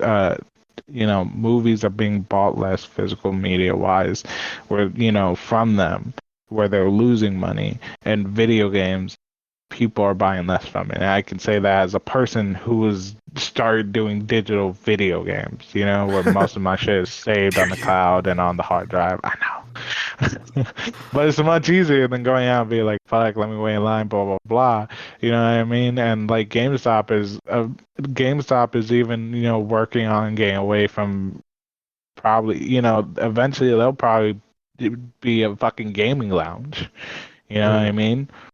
Where you could go check out video games, drink, eat, blah, blah, blah, whatever, like the gaming lounge here in Chicago. They'll probably do that as well because, again, people are buying less video games. They have to look at it as from a business perspective that, we're not making as much money as we used to. Mm. So they're just saying, instead, let's focus on what really makes us money. Yeah, which their TV, obviously their TVs and their sound systems is going to be number one always. It just Yeah, like exactly. it bad. You're right, and I'll agree on that with you for sure. I guess the more the moneymaker is that it just to me when you look. I mean, I'll do some research after the show, but like when you see the sales of DVDs and Blu-rays, it's higher than ever. And the guy from Films at Home was saying, look at the charts. People are still going out the way to buy Blu-rays and DVDs and 4Ks. I'm like, which holy is shit, great, which that was I'm very amazing. happy This is about. amazing. But I think well, businesses do change. I think Oh, that's why I'm saying always like do. I think I'm saying is that Best Buy themselves are probably not getting as much money from DVDs overall. So they're saying we could just focus on what the real big monies is, you know, like I said, TVs, fridges, all that stuff, and focus on that. Yeah, and again, that's more. And I'm not. I hate saying this too because I don't want to sound like pretentious or anything. Um, or even like I'm like, oh yeah, I told you so. Not to you, but like this, it wouldn't surprise me if Best Buy goes out of business in a couple of years too, in a few years. I I don't think hate, so. I I. think seeing how I see the restructure of their business, if they do their own technology and do it well, and also if they're smart, they'll continue doing exclusive deals with Sony to do their business because Sony is big on Best Buy. If they're smart and since if they're restructuring, the restructure can go well. But if they fuck up the restructure, then yeah, they could probably lose their business. Yeah, and also Sony's been really liking their stuff on Amazon. They had a really good thing with Amazon. And I'm like, Amazon's been really kind of like picking up a lot of the slack. Where I was like, whoa, like Uh, I it's don't like interesting to me. Amazon at this point. What's up? Amazon's a frustrating. I said Amazon's a frustrating business How so? because their CEO is such a dick. Um, and also like I'm a I'm not gonna blame this on Amazon. I'm a blame one, working conditions for a lot of workers isn't good. Two, UPS and FedEx and all the motherfuckers have thieves, so we're constantly getting Oh our yeah, packages dude. stolen. And Oh, I always. probably I still do. so if I'm gonna do technology, I'm gonna pick it up. Yes. If I'm Amen, doing brother. TV, if I'm Amen, brother. doing anything bigger than like a book or something, I'm picking it Get up. it up. Amen, brother. I'm picking it up. That's I'm literally going to me to Best this Buy. day. I'm going to Costco. I'm picking it Get up. it I'm up. not Yep. doing no sale shit. If I'm Yep. getting the only thing that I would ever get delivered is furniture that has Yep. no technology in Yep. it. Yep. None. And I'm gonna make sure I'm home or someone's home to open the fucking door and them motherfucker. And I'm gonna pay extra to have them bring it in and set it up. That's what Yeah. I'm paying for. That's what I'm gonna do. If I ever get anything that's huge delivered, but overall, if it's a TV, PlayStation, whatever, that shit is coming. I'm going to the store and I'm picking them bitches up. Mm-hmm. So, Mm-hmm. and there's Mm-hmm. people like us, like our old men, the our pops, Miss Papa Jones, my old man, and like people who probably have the same sentiment of like I prefer not to get my TV delivered. So I feel like overall, they're still going to be in business if they do their restructure right, if they have good deals, and also people like us continue, like us going to movies, continue to pick up their shit Oh because yeah.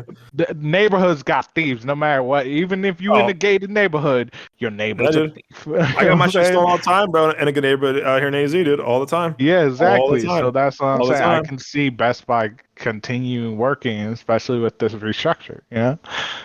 Oh, I mean, I remember the Best Buy that you and I went to 5 years ago, the one by my parents' house. I went there the other day. I walked in. I was like, they did everything different. They it was closed for a while too. You walk in, it's kind of like an apt or like almost like a home furniture store because all you saw was just televisions and sound system. I was like, where are the Yeah. movies at? And they go, oh, we have some movies here in 2 years. And I was like, that's sad. I was like, oh, heartbreaking. So I'm trying to, and I'm And I'm trying pretty to. sure in old movies, when they did go to Best Buys, I don't think they had DVDs. DVDs got exited out. I want to say I remember this pretty well actually. I think it was around 2017, 2018. I want to say. No, no, no. I think it was right before COVID. So I remember I used to go to Best Buy a lot during college. No, I mean like older movies, way older, before us. Uh, r- yeah, no, there was a lot. There was a lot of. It was Did that they? I Second don't think they City. did I don't think they did DVDs in the beginning. Yeah, I think they only did furniture and TV. They got DVD. No, they were DVDs with Circuit City, Best Buy, like early 2000s. They had DVDs, like old movies too. I remember. Yeah, I remember as a kid, I used to walk into Circuit City with my dad, and also Best Buy with my Yeah, I cousin and meant stuff like that. before us. That's what I'm Before saying. us, Before us. let me see. Yeah. What? Well, yeah, it's probably more tapes. It's probably VHSs were still a thing. But Um, I'm pretty sure they didn't do that either. I think Best Buy originally was just for technology and furniture. let's see.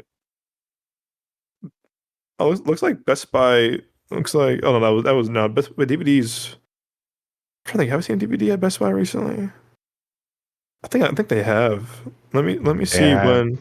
Let Yeah. me see. Yeah, I would love to know when did they? We'll figure this out. Let's Yeah, another continue the time. Yeah, no, conversation. Another but time. yeah, it's I'm sad. I'm definitely sad about it because I'm like, damn, like you're right. Like you said too, I just prefer to pick it up in person. I mean, look at my Flash Steelbook, came indented. I was like, not I had to go back Yeah. and hopefully find one in store. Even though it's a lot of them were sold out because of the Black Friday deal. I'm like, I had to go find a non-dented one. That's why again like 2 weeks ago during Black Friday, I went into the multiple stores like, hey, do you have this? I asked, do you have this? Because they said in stock, but couldn't find. I'm like, hey, do you have it? Do you have it? 'Cause I don't want to take the Do risk they of. have like a customer support? Because I'm pretty sure you could be like, hey, I ordered this for delivery and it's dented. They should be Oh, able to do dude. something for you. You got to, yeah. They said, "Oh, you get $5 off," and I was like, "No, I want." They said, "Oh, you $5 off, or go to a store and get it exchanged." I said, "Oh Oh, lame. no." They wanted me to pay to ship it back, and I was like, "I'm not paying to ship it back." I'm Nigga, like, "Yeah, y'all fucked up, not me. dude." I gotta show you some photos later, dude. I would be pissed as fuck because because of how Oppenheimer Steelbook was like sold out at pre-orders and they weren't available day of release, which is kind of becoming a thing for Best Buy now. Dude, so many people got their Oppenheimer Steelbooks from Best Buy coming in broken in half, or it's like dented so bad and they can't return it because it's out of stock. And if that was me, I'd be so mad. I'd be like, man, I'm fuck you guys, swinging on a random nigga. Sorry, bro. No, sorry to true. interrupt the No, way I'm talking. I'm swinging on a random person at Best Buy. okay. Oh But man, let me. the Chicagoan came at me when I heard No, that. dude, no, dude. Bro, I literally like I saw so like on Reddit. I found, like I'm on the collector's page on Reddit, and there's a fucking flare now just for damaged just Reddit now for just for damaged ones, and I saw Dude, so many people, bro. Like, pissed. That's why I dude, it would was rather just. bad. Can't you get it delivered at the store? Not always anymore. They Best Buy limits No. to your point. Best Buy, Oh, I think certain steelbooks, certain movies could only do. This was a lot last year and this beginning of this year too, where Best Buy was only doing delivery only, and I was like, oh, I think I got Top Gun, the Batman. I feel one delivered. Oh no, it was No Way Home. That's right, No Way Home was one of them. I was like, yo, please, love of God, please. And now No Way Home has a big, Steelbook has now a big, like you can buy them for like same as price that I bought them years ago, whatever. But Dune was a big one that was out for a while. Cruella was one of them. Venom 2 was one of them too, where it was just like you could had only no do care for it. delivery, and I was like, fuck. And I'm like, because I was like you said, I was always like, no, I'll do the in-store pickup. But for some reason, Best Buy for a weird period of time was only going to do delivery only, or you take your chances to pick it up in store. But like I said, a lot of the time it was like, nope, sorry, delivery only. And I was like, oh no, like gotta have an option, please, please. And sure enough, now it's I think the more popular the movie, it's like delivery only now. And now obviously they're done with it. They're done with it next month, so it's like, well, that stinks. So I guess they're cutting their losses. Like you said, they're cutting their losses because you know what? They're gonna make more money off of their televisions and their sound systems, stuff like that. Do I agree with it? No. You obviously make a good point too about how they're trying to restructure their own stuff. It just I don't know. It just to me it's like, man, as a collector, like it's gonna be because again, like I said, I like Amazon a lot. I really do. I really do. But at the same time, too, I'm just kind of like, oh man, like I'm worried about Amazon showing up to my front desk from my front door, and it's fucking damaged. I bought movies off Amazon or eBay, come damaged. I'm just like, damn it. So I think to your point too, as a collector of me, I'm disappointed.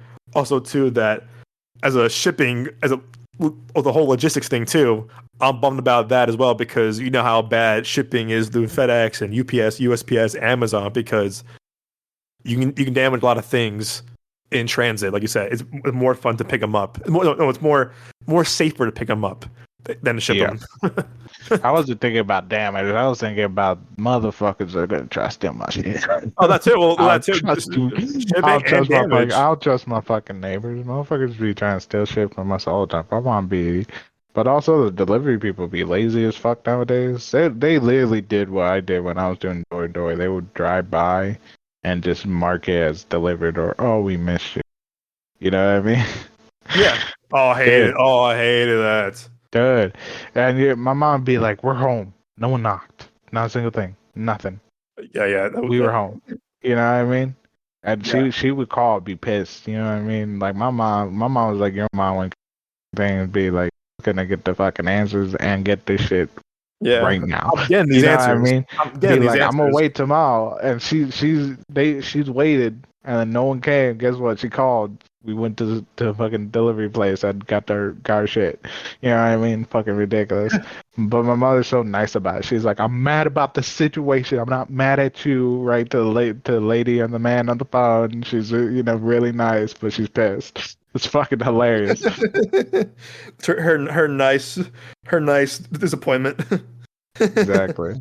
Yeah. I know, man. I'll say this. I'll be definitely sad. I bought a bunch of stuff.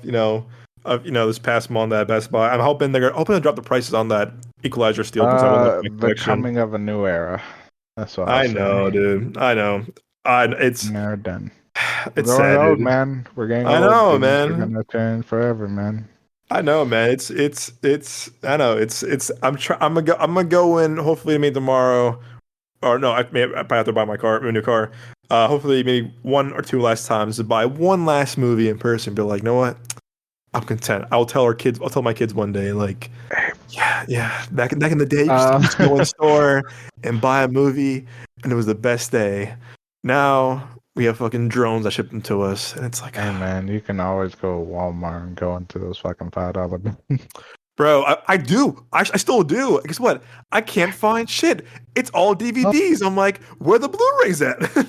Oh yeah, because they're not putting the fucking DVDs there, the shows. They're not doing the DVDs no more. Bro. They don't do the $5 bins for the DVDs no more, man. No, they do. Out here? Oh my god, bro. They do? I will FaceTime you next time there. Bro, I can literally dive into the You did last time, actually. You did. You did. You did. Remember? I remember that. You did one time. You're like, bro, bullshit, right? You're on my FaceTime. I'm laying in bed, by the way. I'm chilling. I'm just like, dude, I was so mad. Because I was knocked out. By the way, people, I'm an insomniac, so I sleep during the fucking morning. And a lot of the jobs I've ever done were night shift. So I'm knocked out until like 1 in the afternoon. So this nigga calls me. It's early for him. It's morning for me. I'm waking up. And he's like, man, this is bullshit, man. Fucking. I was like, what? And I was like, probably at the bottom. You're just like, no, man. You fucking turn the camera, dig, bro. Like fucking, like digging with your hands, like you're buried, like you're trying, keep digging, like you're trying to dig someone. Gold. I'm gonna change this because of news topics. You're just digging like it's holes. The movie. Yeah. With your hands. I'm tired of this, Grandpa. That's too damn bad. It's too damn bad. Yeah. Nah, they still have them. Searching for movies for you. Dude, it's actually I was really happy that like when her and I went a few weeks ago, like she was kind of into it too. I made her laugh, and I'm like, okay, cool. I love going to bookstores with her because like right. our third date we went to a media exchange. No, we went to a media exchange out here called Bookman's where they have like movies, they have books, they have video games. Do they have like retro video games? They have like vinyls. When you're out here next, I'll take you there. It's a really cool place. It's a local. It's a fan. You gotta tell me what like dates they do that shit because Oh no! The store open year round. The store open Oh, year round. It's okay. So it's really like a cool. flea market type of thing. No, it's an actual It's a store. store? It's a Oh store. shit, I'm It's an down. actual Shit, store, fuck and it's yeah. so cool. It's so cool, dude. I I got a really love vinyl. so like they have books, they have vinyl, they have old video games, they have magazines, they have VHSs, they have blue DVD, they have everything, man. It's so cool. Posters. I because when Z took me there for the first time on our third day, I was like, what is this place? I was like, it's so lovely in here. And they had like things I was like out of print I couldn't find on Blu-ray on Amazon or eBay for like a decent price. Because my thing too is that I hate buying on Amazon or eBay because people are fucking jacking up the prices for certain out of print movies. Um, for certain for like limited edition ones too. Dude, I found the fucking cool ass this is cool too. This is an original taken the all three movies when it was still Fox on Steelbook. I had that in my collection for like $10 on Blu-ray. It's so cool. It's so fucking cool because it's out of print. Disney owns it now. They stopped making their Fox movies on Blu-ray and on 4K, unfortunately. So it was so cool seeing that. I'm like, oh my god, there's so much out of print stuff that I haven't found before. You would love this place. It's so cool. But anyway, my third date with Zeta was just like, oh, this is really cool that it was just kind of like it was cool that when we first started dating that she still bought books. She still buys books here and there, but like books were her thing, movies were mine. And again, they still are. Don't get me wrong, they still are. But like it's cool that like I should like kind of like physical media buying with her, but with her not so much anymore. Unfortunately, we kind of breaks my heart. But no, it's fun. It's fun. Like when the Best Buy last week, it was fun seeing her kind of like be into it too. And I know this really cool thing for Christmas as an early Christmas gift. I'm gonna wait till Christmas to open it up. But remember in John Wick 3, at the beginning of the movie, of the third movie, he goes to the library and he gets a picture of his wife out of his book. Do you remember that? Oh yeah. So this is really cool. I'll send you a picture of this too. Lionsgate, what's up? Lionsgate has the best steelbooks the past couple of years. Oh my god, Lionsgate has killed it, dude. They did an amazing job. So I own 2, 3, and 4, I think, but I do love a good collection. So Lionsgate did this thing, and Z's making me wait for Christmas to get it, which is like I'm kind of like anxious about it, dude. It's so cool. I'll send the picture of it. Lionsgate made the actual book that he had in the third movie with the gold coins and the picture of his wife in there, but instead they put all 3 steel books in it, and it looks so dope. I'll send to you right now. It's fucking so cool that they're doing this, and it's a Best Buy exclusive only. Here, I'm sending to you right now. So, like, for our viewers, we'll send to our viewers too. But if you're listening to us, look up the John Wick 1 through 3 stash book collection, bro. It is so cool because it's the actual book from the third movie. Look up that on Google, everybody, because it's really cool. Actually, Lionsgate fucking kills it, dude. Every year with their steelbooks. Yeah, I'm sending you right now. It's so Oh shit, cool. what the fuck? Isn't that so cool? I'm That's sending sick you right as now. fuck. And that's the inside of it. I'm trying to send it to you right now. It's oh man, come on now. Holy shit. Yeah, dude. It's so cool. Yeah, I Oh, wish we it's had a an visual. actual fucking book. What the fuck? Yeah, dude. Look, it opens up and shit. And it has the picture from the wife, the same picture he has with him and his wife in the book. Oh shit, that's true. And him Isn't and the that so? dog. Oh. Yeah. So Z got that for me for Christmas, and she goes, "Gotta wait till Christmas." And I was like, "Damn it!" I was like, "I want it now! I want it now!" That's so dope. It's so, and I was kind of like, "Should I buy it?" Whatever. And I was like, "I want to," because I wanted to buy the Hunger Games one too because it's really cool. Hunger Games one is I bought that so because it was on sale a few weeks ago at Best Buy. I bought that, and that was really it's a cool box set, different steel books. It's really cool. Mm-hmm. But Z was like, "I'll buy this one for your birthday, Christmas." I was like, "Yes, please." And I was so happy. I was like, "Fuck yes, dude!" Because it's huge too, bro. It's fucking massive. And I was like, "Holy shit!" But I was telling, My boy, you became passenger princess so fast. bro, oh, dude, you have no idea. I was like, it's because I wanted someone really badly, and I was like, okay, cool. She's one ideas for for Christmas. Here's the Hunger Games one. I know I feel bad for our listeners. Are like, what is it? What is it? If you're listening to the show on audio, I only have audio. Look up the Hunger Games 4K Steelbook collection from Best Buy. It's really cool. I bought Oh, that one damn. myself. Art and actual photos. Oh, no, it's Yeah, all art. actual Holy art. shit. Isn't that cool?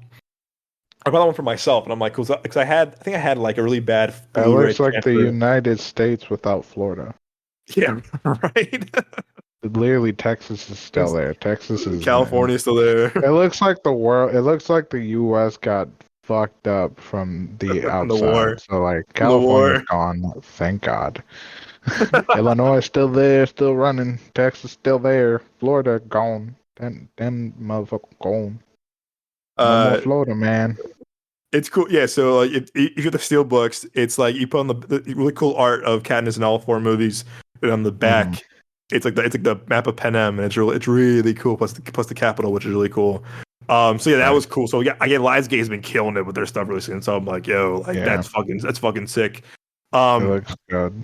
Yeah. See, I bought that. I was like, okay, this is definitely worth it. I bought that. I bought No Hard Feelings. Oh, dude, this is pretty cool too. I'm kind of happy that Best Buy dropped the price on this because I was gonna buy the regular 4K on Amazon because it was cheap, for like I think like $12. The Knock at the Cabin Steelbook was on sale and it's so cool. And I was like, yo, this is definitely a buy and it's sick. I got that. Um, this wasn't on sale, but I love the movie so much. Did you ever watch you watched Violent Night? Did you? Violent Night? With Is that the? Santa Claus going John Wick Yeah, on that. I saw it Yeah, on Peacock. Yeah. yeah. That movie was my shit. Last year, I remember me and Z saw it. I was like, yo, I fucking love this movie because it's the same producers of like John Wick and Nobody, um, and stuff like that. I was like, okay, yeah, a Bullet Train. I was like, okay, I love these movies. I'm definitely watching this movie. And the Steelbook was really cool because it was like a limited release on Best Buy. And it was like full price, and I was like, it was on Black Friday, and I was like, I kind of want to buy this, and I was like, and they had one left on my store. I'd asked the guy to get it back for me, and I had it in my hands. I was like, yeah, I'm buying this because I'm like, yo, fuck yeah, this is so cool. So anyway, I'm get hyped for physical media and stuff like that. So I know hopefully Walmart will pick up some of the slack. I know Amazon probably will once Best Buy kind of closes its doors on physical media next month. But I'm gonna be sad, man. I'm not gonna lie. I'm gonna be sad. That's gonna be a sad day for me. Sad day for the podcast. I'll probably cry on air. I'm not gonna lie. No, I'm kidding. I'll be upset for sure. But man, it's gonna be sad. Okay, totally changing topics. Did you watch the David Holmes, The Boy Who Lived documentary yet? No, I did not. I Bro, need to. tear fucking jerker, man. Really? Oh my god. First off, thank you for saying that trailer. I had no idea about it till you sent me the trailer about it. Oh my god, bro. This documentary had me in tears. I will 100% admit that. First off, it's made incredibly well. Oh, made incredibly well. It's shot. It's really just this guy, man, David Holmes, man. God bless this guy, man. So like it starts with his kind of his life before. No, so for our listeners, David Holmes was Daniel Radcliffe's stunt double on all Harry Potter movies, and on the last movie, they're doing the stunt training thing, and an accident happens, and he becomes paralyzed from the waist down for the rest of his life. And he just like as a young boy, he was a top tier gymnastic, won all these awards, all these kind of competitions. As a kid, he goes, "Yeah, I'll be a stuntman one day." And then, sure enough, when they were, I think this is like suburban London, they were looking for young kids to do stunt work for the first Harry Potter movie. And this kid, obviously got picked, whatever. And he was got the golden boy when it came to stunts because I think he was a year or two, I think 2 or 3 years older than Daniel Radcliffe. But like he was like Daniel's right hand man. Like they were best friends, they were best buds. Like he was like taking care of Daniel like kind of training him and doing all the kind of like the stuff as well, because Daniel wanted to do a lot of all the stunts too, but the studio couldn't insure it at the time. So David Holmes, his stunt double, was doing all the stuff for him from Sorcerer's Stone, Prisoner of Azkaban, Chamber of Secrets, Goblet of Fire. Goblet of Fire. He does a lot of stuff. Goblet of Fire. Like whoa. But every movie he was Daniel's stunt double. But like he was like best friends with him. Like David got some of his friends to be got them jobs, which was really cool. He's just a good dude. He's a really good dude, right? Good heart, very positive, loved everybody. Everyone loved him. And the accident happens when he was like really young, and he was in the hospital for like 9 months. 9 months, and it just like shows his kind of like his new life, how he adjusted it. And man, the way he adjusted it was just, it's just like, it's so moving, because he was like, okay, this is my life now. I'm not happy with it, but you know what?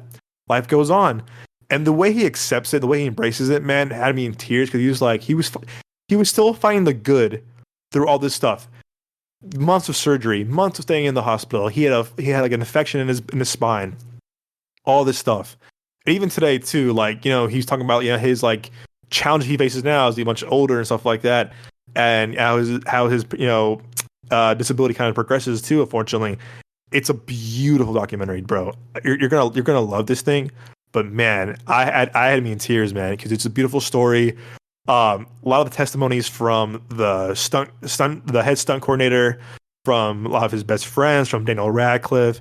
And I really do. I heard good things about Daniel Radcliffe, which I love hearing about that. He's actually a good dude in real life. I love hearing that thing. Harry Potter is a big part of my life, and a big part of your life as well. Like it's so cool seeing that he was a good dude. But like Daniel Radcliffe was there with him the entire time, and they're still best friends to this day. Very supportive. A lot of the cast of Harry Potter are very supportive of him, and it's like wow, like it's a beautiful story. But man, you root for this guy, because no matter what he faced in his life, he still finds a good positive output of his life and how his challenges are. I'm like, man, that's so like inspiring, but also just so like amazing. So I loved it. Definitely the best documentary I've seen in a while. Probably next to the Kid Cudi documentary. But man, this was a beautiful documentary. I would recommend this to anyone. It's a very tearjerker. It's like an hour and 10 minutes. It goes by really fast, but man, you just feel for this guy. You just love his story. You love his kind of like his like comeback story. You love his kind of just like his journey. He loves his journey after his accident. I seeing how like amazing he sees the world, stuff like that. He's just a good dude. He's a very good dude, very positive, very uplifting guy. So David Holmes, The Boy Who Lived on HBO Max, worth the watch. This was an amazing documentary. I would recommend this to anyone. You're gonna love it, dude. I can't wait for you to watch it too, man, because it's really good. It's really fucking good. Oh yeah, definitely. We'll check out. Really good. Where is on? What Max. is it again? It's on Max. It's really good. Shit! I don't have Max right now. Oh no! All right, if I can add someone, if I can add someone to know, like I know they fucking they also like they changed their Max people on their podcast on their platform. Max does their podcast now. Wow. Okay. They probably do. If I can add you, I would. Fingers crossed. I know they have a fucking cap of how many people they can add to your account too. So, right. Sons of bitches. But no, we love you, Disney Max. is actually gonna be doing what Netflix did about the password sharing. Yeah, honestly, I'll be sad, but yeah. Oh well. Y'all some bitches. Y'all some bitches. And they raise their prices like crazy. On God, y'all raise your prices, and then y'all don't want niggas. They raise their prices. Okay, y'all don't want niggas fucking sharing passwords. Fuck you. They raise their prices. Bitch ass motherfuckers.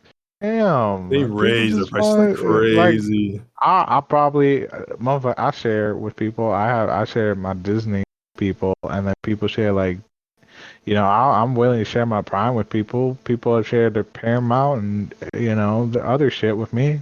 Like, why is it an issue? I don't understand. Y'all still making mad amount of money.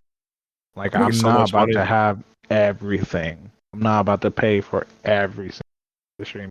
So you can kiss my ass with that. People need to share. They share with each other. I pay for something. You pay for something. Like sharing a meal. You fucking dickheads. You filthy animals. You filthy animals.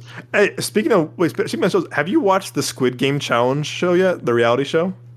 It was so dramatic. It was unnecessarily dramatic, bro. I mean, dude, we're hooked, dude. Because I'm like, the face. Dude, that one guy sold his line out. It's like, if you help me, I'm like, it don't work Oh, like that. oh, I bro, was like, it don't on the work like that. on the The glass. doors? No, the cookie. The Oh cookie. yeah, dude. Yeah. I would have went out. I would have Yeah. left. You ain't about to Yeah. hit me with this bullshit. I've seen the show. Bro. Fuck you. Nah. Nah. We Bro. all going home, motherfuckers. We all going That was home. I don't fuck. crazy. That He was really crazy. sold out the line and still lost, by Still the way, lost, because dude. they can't help you like a dumbass.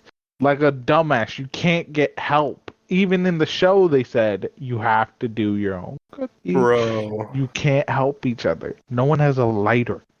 No one's That was doing that shit. crazy, bro. He That was lost and he got kicked out. the Thank God. Fuck that, dude. You sold out the, my line. I. Oh, if you stayed in the game, you're the first one getting out anyway. that was bro. They wanted to fucking destroy that. Oh yeah, he got Um, himself out because he sucked ass, man. and I hated I hated the douche. Um, I didn't watch the uh, full thing. I after the cookie thing, I was pretty much done. oh no, you watch the battleship thing. The battleship thing is Oh, I crazy. did watch the battleship. I The did guy through watch. all that shit. We The were guy through all watching that at shit. Thanksgiving. We were watching at Yeah, Thanksgiving. We were trying to find we something to were. watch. We watched at Thanksgiving. I was like, okay, that battleship thing is interesting. It was interesting because they're like, oh, we tug of war, and they're like, yep, just kidding. It's gonna be this, and I was like, damn. I was like, all right, all right, all right. I see what you did there. I see what you did there. Yeah, dude, that was dude. That was. I know it's good. It's. I I'm, was. I'm happy the dude that just kept doing the push-ups was gone at at that. Oh, I know. Yeah, he was a Because douche, he man. was such He's a a douche, bro. douche. So annoying. Such a douchebag. Man, the way he's talking down to people, and dude, he was a fucking Yeah. asshole. He Don't was a trust fucking nobody. He was like, you gotta get the strongest people. Strongest people. fuck you, man. And then yeah, when he lost, I was like, cool, bro. See you later. Sorry, spoiler alert for the Squid Game challenge. But It's yeah, been he was out for a bit now. yeah If you for two watch it, weeks. you watch it. If you don't, you don't. I Yeah, really don't watch challenge shows. It was on nah. Thanksgiving. My family chose. I was like, all right, cool. They're such douchebags. But yeah, it's I know I'm liking it. I'm like means you are watching the last episode. And they do they do like the glass floored thing. I was like, holy Oh shit. yeah. I was like, holy shit, dude. My palms were sweaty, bro. I was like, oh my god, just the thought about that. Like, oh man, it's no, but I was very impressed with how like they did a good job with kind of doing like the sets and like doing like the recreating the sets in the games. I was like, yeah, but yeah, it's very interesting for like $4.5 million, like what they're going through and stuff like that. Um, I love the fact that that one girl was like talking like, yeah, I'm gonna win this, I'm gonna win this, and she was the first one out in the fucking Oh green yeah. light. This is I my was like, game. she I'm here to gone. win. She She's gone. gone. She was She gone right. gone. Every if you watch the show, you're just gonna be like, they're showing this because they gone. She gone. Gone. And sure enough, Where'd she go? She gone. she gone. But you're right. Dude, it was mind blowing that people would go on the floor for that one. Everyone's seen the show, right? Yeah, The fucking green light, red light thing, right? Fucking yeah, people would be on the walls. People were on the ground. Why are you on the ground? yeah. Why on the Stop. ground? Just stop. Freeze. Red light, green light. Everyone's done this. You're just Yeah. fucking yourself by laying the fuck down. Like, just continues to stand. That's all you gotta do. As soon as she says that word right before stop, you stop. That's how you fucking play a game. They were so dumb. Damn. Oh my Anyways, god. a lot of people it just I can't. Anyways, I'll watch this shit. No, no. Um, It's what was I gonna say, man? Man. it cracked me up. Oh man. Uh, It's sorry for it's screaming out ears no, dude. as It's fine. well. It's a. Oh man. Uh, It's. No, yeah, I'm curious to see who wins it. I'm probably gonna watch the end of it tonight, tomorrow. But I'm really it's intriguing. I'll give you that because a lot of people are so unlikable too. Like a lot of them are Uh, really. okay, I have a question. Yeah, go ahead. What's an old movie that me and you did not watch together, right? That you quote to yourself or try to find the best time to say that quote? That's a good question. Like a movie, like how old are we talking about? How old of a movie we talking to? Uh, let's do 2005 and before. Ooh, okay. Um, uh, I could tell you mine. It's a go recent. ahead. I recently watched it. I watched Tombstone with Val Okay. Kilmer and Okay. yeah, Yeah. and Val Kilmer playing Doc Holliday. Man, Yeah. Okay. he says this one line that is so stuck in my head. I try to find it anytime. I'm your Huckleberry. It's a really good movie, man. For an old movie, and Val Kilmer is such a great like actor. Like, man, it was a really good character. I want to watch that. I actually added to my list on Amazon Prime the Val Kilmer documentary That was about like good, dude. Oh my I God, that was need to good. watch that. I need to watch that. Whoa, I saw the bro. thing yesterday. I was like, I gotta check this out. But yeah, his character Bro. Doc Holliday, he's talking to some like that's like drunk because the the sheriffs of the town killed like his friends. And because he's a cowboy, Yeah. he's like, "I'm gonna kill you." And Doc Holliday's friends with the sheriffs, so he has a gun behind his back, and the guy's like, he's like, "We're gonna have a good fight," blah blah blah. And Doc Holliday steps forward and goes, "I'm your Huckleberry." I love it so much. You gotta look up you gotta here. Let me. I could definitely get the fucking audio. Yeah, try the audio. I think I got mine. I think I got three. I think I caught myself coining this to Z the other day, and she goes, "What the fuck are you even saying?" I'm trying to think. I'm thinking. It's a good question. In fact, tell us about it before. It's a good question.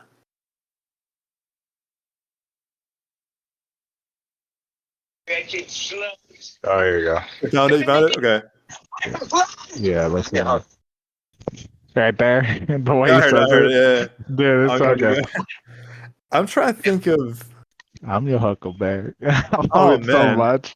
So I started saying it. I was saying at random points. I didn't find a time where I'm like gaming with some friends or something, or gaming, and I'm just like, I'm your Huckleberry.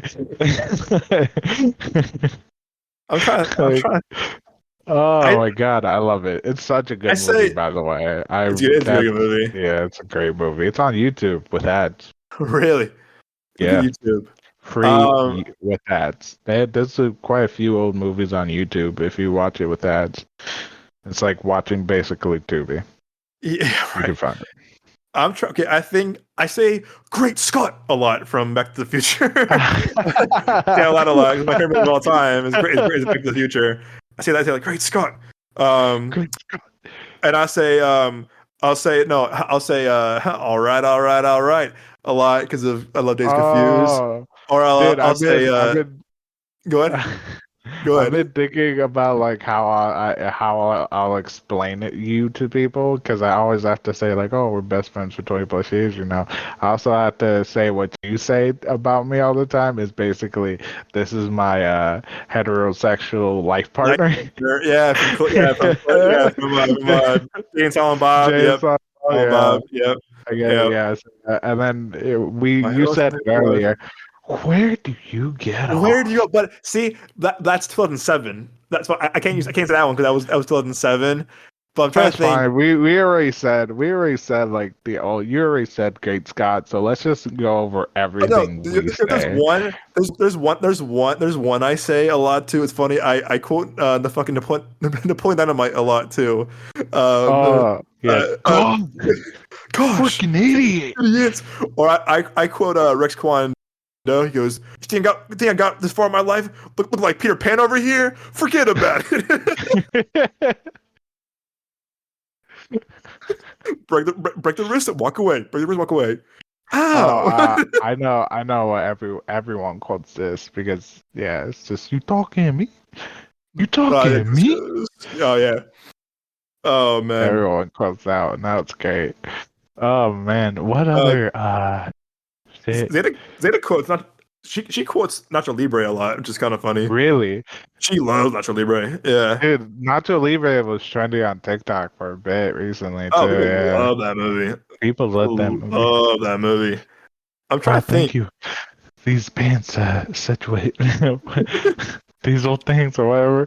Just Nacho. Nacho, fucking I Jack love Black. Jack Yeah, Black, dude. No, you can't hate Jack Black. yeah, Jack you Black, can, you dude. can't hate Jack Black. You can't hate Adam Sandler. You can't hate Jim Carrey. You Um, also can't hate Denzel Washington. nah, Can't hate him. Denzel's the goat. Denzel's a goat. I've been oh my god, I'm trying to think of. It's funny. You know what? You and I quote a lot together, other than Hot Rod, is Wayne Brady gonna have the choke a bitch Oh yeah. from Chappelle show, from fucking Chappelle show? I'm trying to be cool. I'm trying to be cool. And he goes, she goes, you better thank Dave Chappelle for your life. And he goes, thank you, Dave, love your show. And he goes, run, bitch, Run, run for your bitch! life. Run! Run for your He goes, and Wayne Brady's, I love Wayne Brady so much because he's such a good dude in real life. It's so fun playing him a different version of himself. But he was like, Dave, come on, man, not gonna snitch on me, man. He goes, hey, come on, man, it's me, man, it's Dave, brother, it's Dave, man, come on, bro. And it's like, okay, man, I'm sorry. He goes, hold on 1 second, ATM real quick. He goes, oh shit, it's Wayne Brady, son. Break yourself. It's so stupid. It's so fucking stupid. It's so funny. Oh my god. You wanna know what else we quote? We quote Haunted House. Because we quote I don't give a the fuck, Keisha. like Ray, stop it. You gonna make it mad. Man, I don't give give a a fuck, fuck, Keisha. Keisha. Oh, remember when he runs out? Get the fuck out of here. Hell no, bro. Hell no. The gun to his face. Can't do this. They fucking run. They fucking run. Remember when he's saying outside and he's crying, he's like, you thought, you You're good, you're good. You gotta get you this. gangster. And he starts They doing the cry. crit walk. It's so funny, dude. It holds up like, oh my god. It's Oh so my good, lord. dude. I love when you're able to quote movies. What's another movie me and you quote? I'm Because trying we to do, think. we mainly quote Hot Rod because They you can really quote always Hot just Rod. Yeah, because it's you can mostly Hot always Rod. just quote it. It's mainly Hot Rod because it's the where do you You get off? get And off. then also you gonna bring the The demons demons out of out of me. me. I've been drinking green tea all goddamn day. I go to church every Every Sunday. Sunday. And the demons This out is of me. my hat It's my now. hat. My This is hat. my hat now. The That's one that's I try quoting, but I want to do the hand signs is I was too legit. I was too legit to quit. quit. Now I'm unlegit. So I must quit. Quit. And I he wanted gets me. to. He doing the hand sign the whole time. I'm just like, I gotta get that down eventually so I can He, remember it. he fucking gets hit by the fucking truck. The fucking shopping cart of this liquor. Oh yeah. It's all liquor. Oh my god, it's just all liquor. Oh A my real god. man can grow a real mustache. Mustache. You know I. No, I have a hormone disorder. Ooh. So good, dude. It's so fun. That movie. Oh Oh my my god. god. Oh Oh my my god. god, dude. Oh, I remember one everyone quotes because everyone knows this, which is the first rule of Fight Club is don't talk about Fight Club. Oh yeah, that's a given. I'm Yeah. trying to think of ones. We also quote Tropic Thunder a lot too.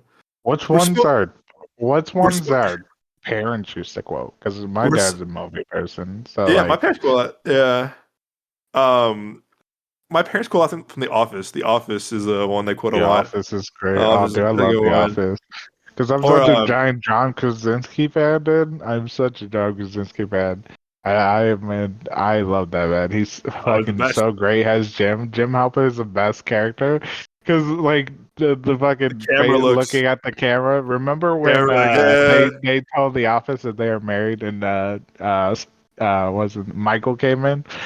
And they're like, "What's everyone talking about?" And they're like, "No, nothing, Michael." And Nothing. Kree goes, "Big man got hitched." And Michael goes and hugs him. He looks directly at the camera as he's falling. Gets chuckled. It's so good, dude. Oh man, my dad quotes from Old School. "You're my boy, Blue. You're my boy." And we got our dog Blue. Last month, my dad was like, "You're my boy, Blue. You're my boy." That's old School is one they quote a lot. I don't know. It's mostly The Office. I feel like Office and a lot of the comedies. I used to quote one thing from my parents, man. My mom didn't really quote anything. My dad mainly, I don't remember any movie quotes he used to say, but he used to say he also used to quote LL Cool J song, "Don't Call It a Comeback." Comeback. I've been here. Yep, that's a good one. Yeah, that was my old man. He always used to quote that, you know. But I used to quote School of Rock with Jack Black. Yeah, me and Z do the same thing. Yeah. Dude, I love that movie. I still do, honestly. He goes, "I'm hungover." What does that mean? It means you're drunk. No.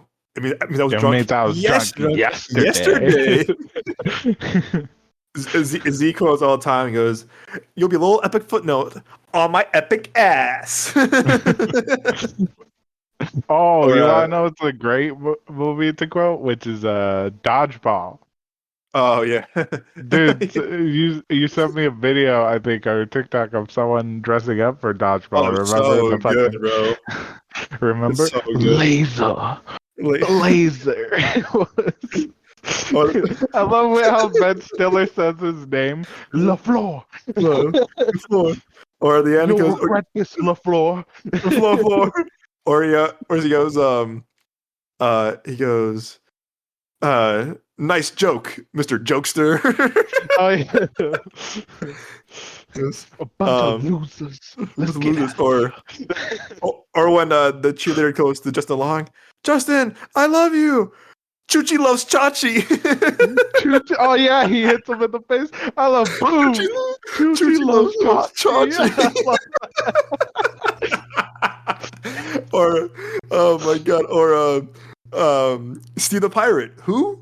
Steve the Pirate. And the end too, look, Steve the Pirate. He was like, what? He looks at him like, what? It's like, that was a pirate? Steve the Pirate. I mean, he was there. So good, dude. Oh yeah, if you could dodge a wrench, you could dodge a ball. Dodge a ball. Boo. Or no, I love the L. He goes, "L for love," and he goes, "I don't think what the L stands for." He goes, "No. They every couple has their own thing. This is theirs. This is theirs for love." Oh yeah. This is theirs for love. You know who's the most ridiculous characters, by the way? I know. He plays the most outrageous characters. It's fucking great. I love him. Do you know who's so funny? You know who's so fucking good in Dodgeball is fucking Jason Bateman as the announcer. Jason Bateman is so. Oh my god, dude! Jason Bateman. He's so funny as the announcers. It's so like not him compared to other roles, and it's so good. Oh, dude, he's great. That's a great movie for him. His character is just unhinged in a fucking weird way. Just like, all right, dude, you don't take shit. Yeah. Or what was the black guy's name for Ben Stiller's like character that was always around? Michelle. Remember, Michelle. like, let's get out of here, Michelle. And then they drive off in the scooter. Scooter, bro. Scooter cracks me up, bro. Something, and then Michelle. Michelle. The way he says it, Michelle. LaFleur. Oh my god, dude. My god. Screw you, Chuck Norris.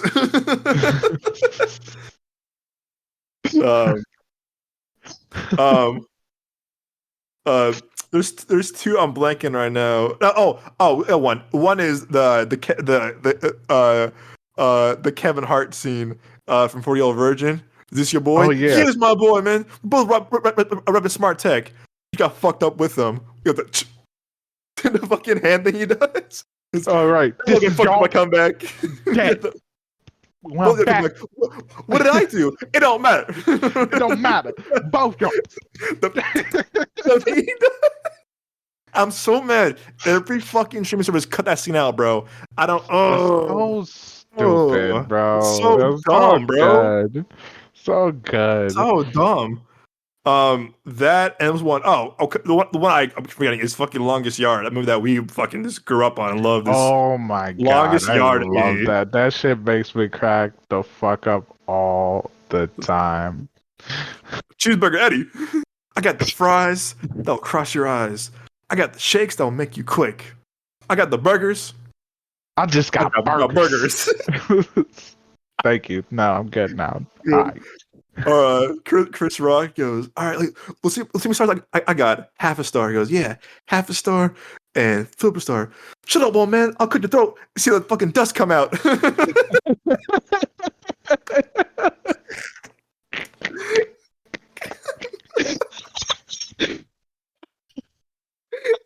Oh man. Oh, fucking Tracy Morgan as the fucking cheerleaders. Oh my god, dude. That shit was hilarious and also just eye burning at the same time. Because they showed their ass way too much. Give me a C. Hey, give me a O. Hey, give me a C. Hey, give me a K. No, we're good. We're good. Or with that big black dude, he done broke in my nose. He was how's it look? You look like a young Michael Jackson. I love little Michael. Yeah, I love little Michael.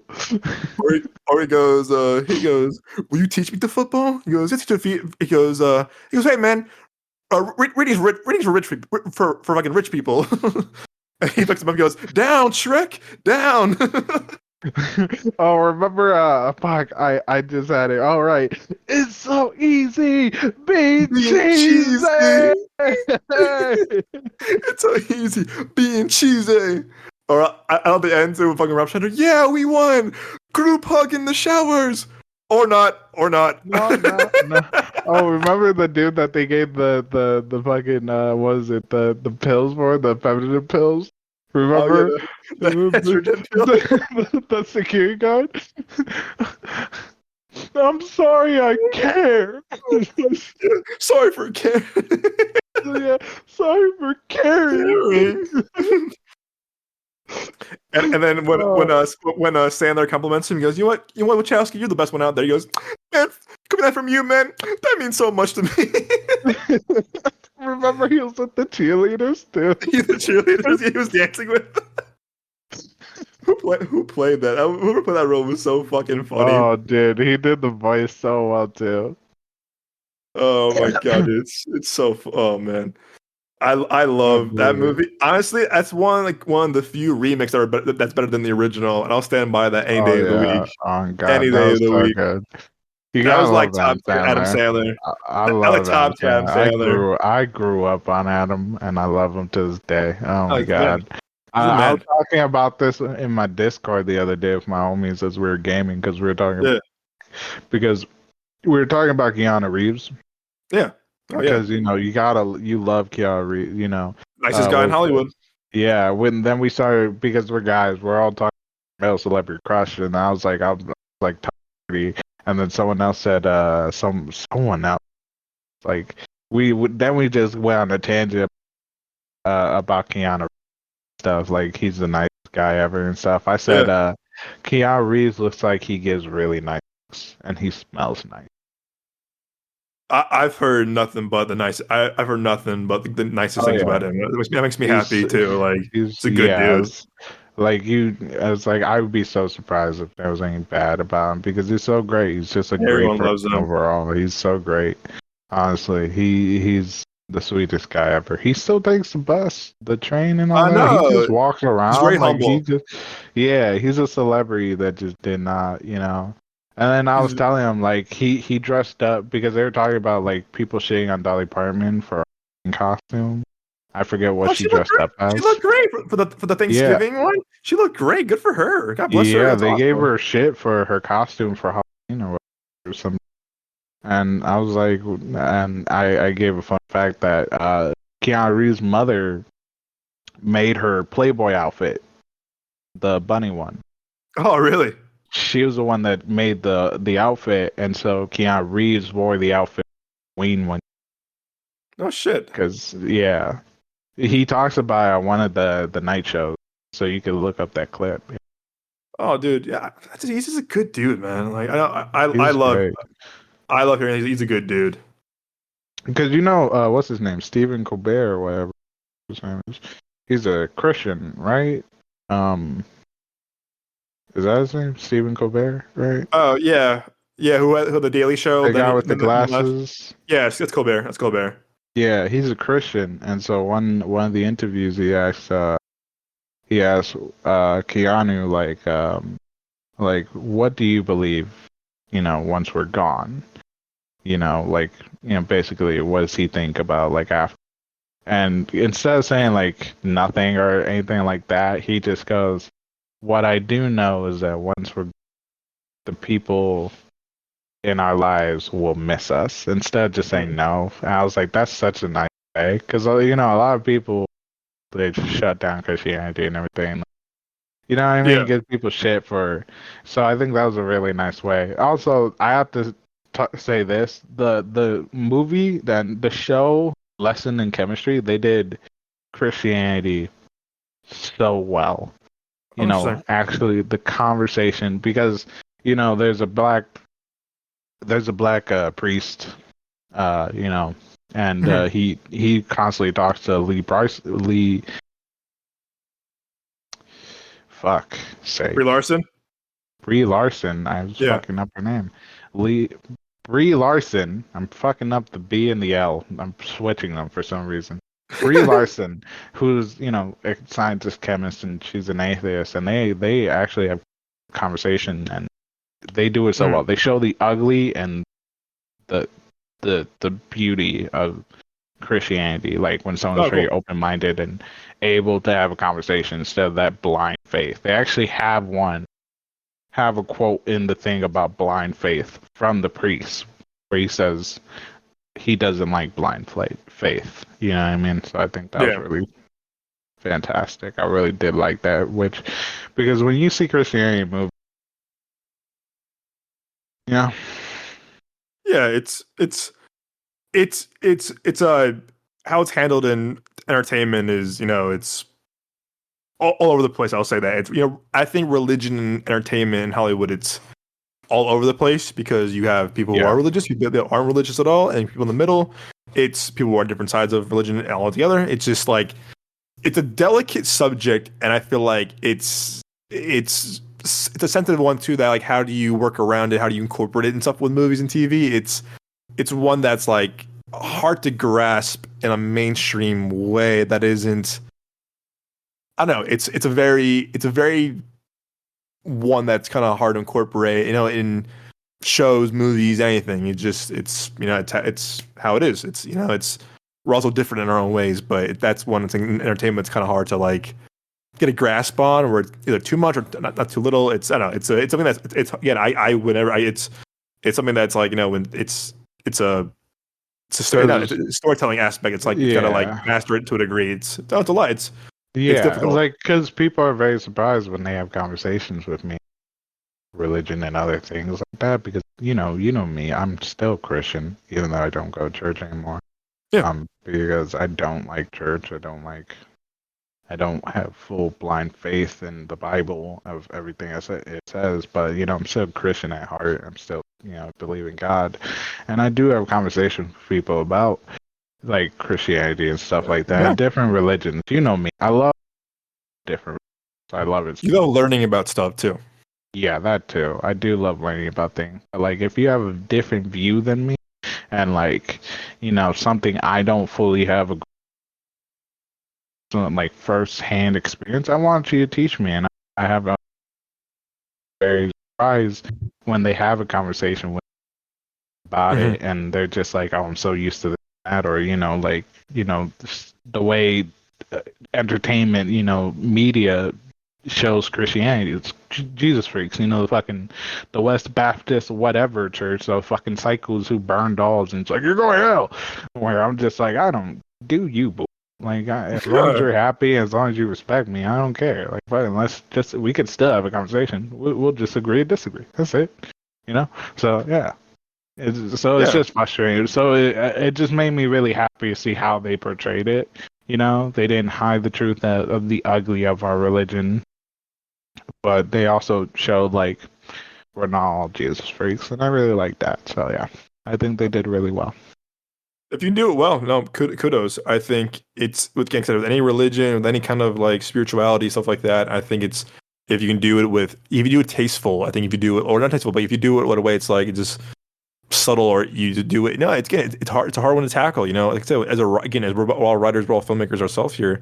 There's things that's hard to write about. It's hard things to like. If you gotta have the right way to write some things. I think also too, it's about authenticity. I think one thing that I still learn when I write stuff or when I produce stuff, it's like, how authentic is this? Whether it's stories about friendships or about relationships too, because audiences are very smart. You can't treat the audiences like they're dumb or like they're or they're stupid, because they'll know. And I think Chad Stahelski, who I love so much, who did the John Wick movies, is a stunt guy for so many years, stunt coordinator for a lot of stuff too.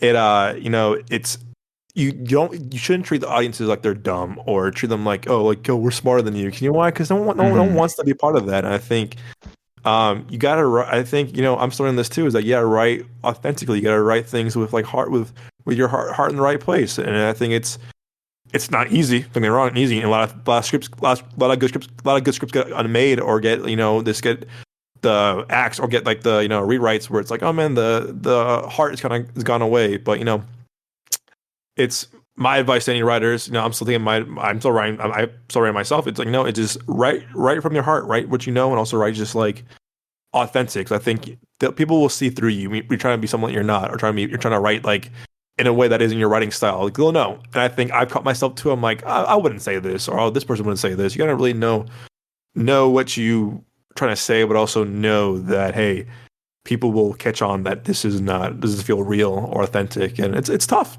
It's tough, Again, you and I write stuff together. I write stuff with Nick, or something with myself, where it's like, hey, you gotta. It's finding that balance of like writing what and also writing things that sound real, and not writing away. It's like too either Hollywoodized, but also not too like fabricated too, because it's like people know things about religion that I don't know, and you know things that kind of feel fake, or I know things about having a brother with Down syndrome that people don't know that I know. It's. By the way, I love you, Fletch. No, yeah, can't wait to see Fletcher. By the way, I love him, man. Oh, dude, he loves you too. I said in my review for Hunger Games, not a spoiler. There's a character with Down syndrome that I felt really emotional about, because my connection with my brother, and it didn't feel distasteful. It didn't feel like, oh, this is like some like gimmick or a gag. No, it felt. The way they handled it was sad, but the way I didn't feel like offended by it or whatever. But it's finding that balance is definitely tough, especially in mainstream media. There's so many. Yeah. There's so many. Again, you can watch all those those fake free those cheap Amazon Prime, the Walmart bin stuff where it's about religion, or the Hallmark stuff is really heavy on that too. But it's mainstream stuff it's finding the balance of authentic storytelling. I think it's very important too, and I've learned that. I think I'm cooking that more and more too. Of like, hey, how's the writing in this? How does it feel authentic? Does it feel real? Because again, us as the audiences, we know, we know, and I've been very vocal about that. I mean, more doing this podcast with you guys. That, hey, I'll call people out when it doesn't feel real or feel like authentic to the story or to the characters. But I'm glad you noticed that. I'm glad you caught on to that, man. It's because because like different, growing up, like we shared a teacher, Mr. Lyle. Yeah. Have you ever heard his hatred for religion? I heard his frustration with me as a ACT prep student. That was something. Well, he really disliked religion. And at a point, there is a thing. I don't want to say this, but I was basically don't want to say it like that because then people are gonna get mad at me.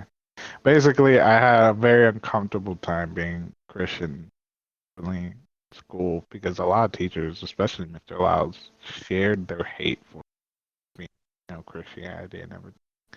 And then eventually I grew up to stop caring and to, broke away from what my family believes. Like my siblings, some are Christian, some are not. And, my she has really blind faith to, the religion. Not me. I question a lot of things and like I gained my own relationship with Christianity. So, after that point, which you knew that finally happened when I got more comfortable about it, is that I started movies and shows Christianity was just more a joke. You know what I mean? Like there wasn't like a real like person. Like we're just always closed-minded in this and that plays. And like here's the thing: that movies and TV shows plays into society of how a lot of people view a lot of things. You know what I mean? Yeah. Oh yeah. So like back in the day when someone was gay, that wasn't accepted, or they were like the comedic person and blah blah blah. It wasn't. But now, so media has changed that because people have changed. Yeah, it's progressed. It's progressed. Yeah, but when it comes to a lot of religion, especially Christianity, that hasn't really changed. So so it makes me happy to see like, hey, like we're not so close-minded. We're willing to have a conversation with an atheist or someone that of that might be gay and not be like, go hell, burning. So yeah, that I just like view that more.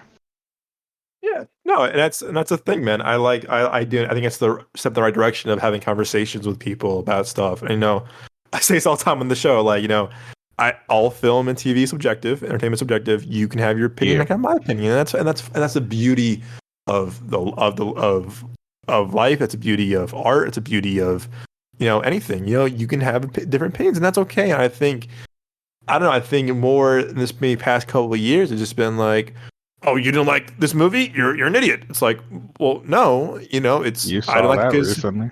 I saw that with again me and Nick still got a death threat for Exorcist Believer, and that movie has an awful rating, but we like it, so I'll stand by that rating. You but also with got Thanksgiving. Heckled for your Thanksgiving. Thanksgiving, movie that I walked out of saying this movie was not for me. I thought it was bad. Next day had a great Rotten Tomatoes score. I'm like, okay, good for them. I'm happy. Again, it's still a quote unquote original movie, but it was based on a trailer, or whatever. I'll let that slide. With that said, though, there was an audience for that movie when I saw it, and that it wasn't for me, and that's okay. If you had fun with that, that's awesome. I'm not gonna say, oh, you're stupid. It wasn't for me, and my reaction on YouTube was like, say it. No, I'm joking. By all means, my YouTube was just like, you're an idiot. No, you don't get what he was trying to do. And I was like, no, I got what he's trying to do. It just wasn't for me. But it was just like, oh my god. And I'm just like, yep, say one thing. But again, that's why I love when I see the nice comments like in our Hunger Games reaction on YouTube. The guy was like, oh, great reaction. I can't wait to see this movie. I'm so hyped for that. I love this franchise. I'm like, oh, thank you. The positive comments go a long way. The positive, reactions go a long way too. Because we love doing this show. I love doing the reactions with you guys. I love doing reactions with Nick. Mm-hmm. It's just fun. We're just like we're just rambling about what we love. But I noticed this in film school. I noticed this in life, and I've been there with you a lot, even high school too. It was just like, oh, I love blah blah blah blah blah. Okay, oh, for me, well, why not? Why not? And I'm like, well, chill. It's not a fucking interrogation. Relax. We're not. We didn't work on the movie. It's no big deal. It's just like, I don't know. I noticed that a lot where I'm just like, man, like, oh my gosh, and I think. Yeah. I don't know about you, but I know when we do our top favorite movies of the year, we're probably getting a lot of shit. Oh, we're probably getting a lot of shit. I didn't even think about doing that. We're probably getting a lot of shit. I know Nick and I have our. I mean, whenever you're ready, I don't. I gotta look at my. Thank you for letting me know. We got weeks. I got weeks. So thank you for letting me know because I do end up being like shit. I didn't think about this. You're good. You're good. You got weeks. Probably last episode of 2023. In a couple of weeks. You're good. You got time. I'm working on mine as we speak, but I know that I might piss not piss people off. Mine might be very different. And if you go on my letterbox, you follow me on letterbox, DB Jones 7, my top the past 10 years, no, past me 12 years, I have my top 10 out there publicly. And people are gonna be like, what? Like, again, Tag was my third favorite movie of 2018. People were like, that movie's so fucking dumb. And I'm like, That oh, I movie love was it. So fucking great. Fuck y'all. I love it. I I loved love it, it. bro. We I loved saw it. it. We saw it, man. You and the Oh boys my saw it, yeah. god, yeah. Yeah. Such a It's great I know. movie. I again, if you look at my top 10 of the past couple of years, again, I stand by this movie too because I had a great time with it when I saw it when I moved out here to Arizona. Suicide Squad is my top 10 2016. People are like, you're crazy. I'm like, sure, call me crazy. I liked it a lot. It worked for me. Some things work for people, and some things don't. Something don't, And, yeah. that's okay. And that's You guys have beauty. seen it in a couple of episodes where Doug liked the movie and I didn't. I That's liked the fine. movie and he didn't, and That's it's fine. okay. It's conversation. His It's opinion it's a might be conversation. wrong, but it's still an opinion. Hey, It's okay. hey, we can go there It's too. his, yeah. I, It's his opinion, I know you're joking. and I know you're yeah. joking. No. But yeah, It's no, it's fine to have an opinion. It's fine to have your own view. Like a movie you like. Don't like a movie just because everyone else likes. right. If you Yeah. dislike it, then that's fine. Also, don't spew. We've said this many times in episodes. Don't spew hate towards someone that doesn't agree with you on That's something. okay. The world, We disagree. we are all individuals. We all Don't have our pander own to them. views. Yeah, we all have our own views. We all have our own ideas. Some of us find certain things funny, other people don't find, and vice versa. So if you enjoy a movie or a show and someone you know doesn't like it, or some random person doesn't like, what I mean, boo hoo, let them cry. But also, don't spew hate towards someone that doesn't agree with you. It's okay to agree or disagree. It's okay to like different things. Just because someone doesn't like something that you like doesn't mean that person won't like it either. It's okay. Just no death threats, no hate. Just be like, oh man, like that wasn't for me, but hey, good on you. I'm glad you enjoyed it. That's Yeah. fine.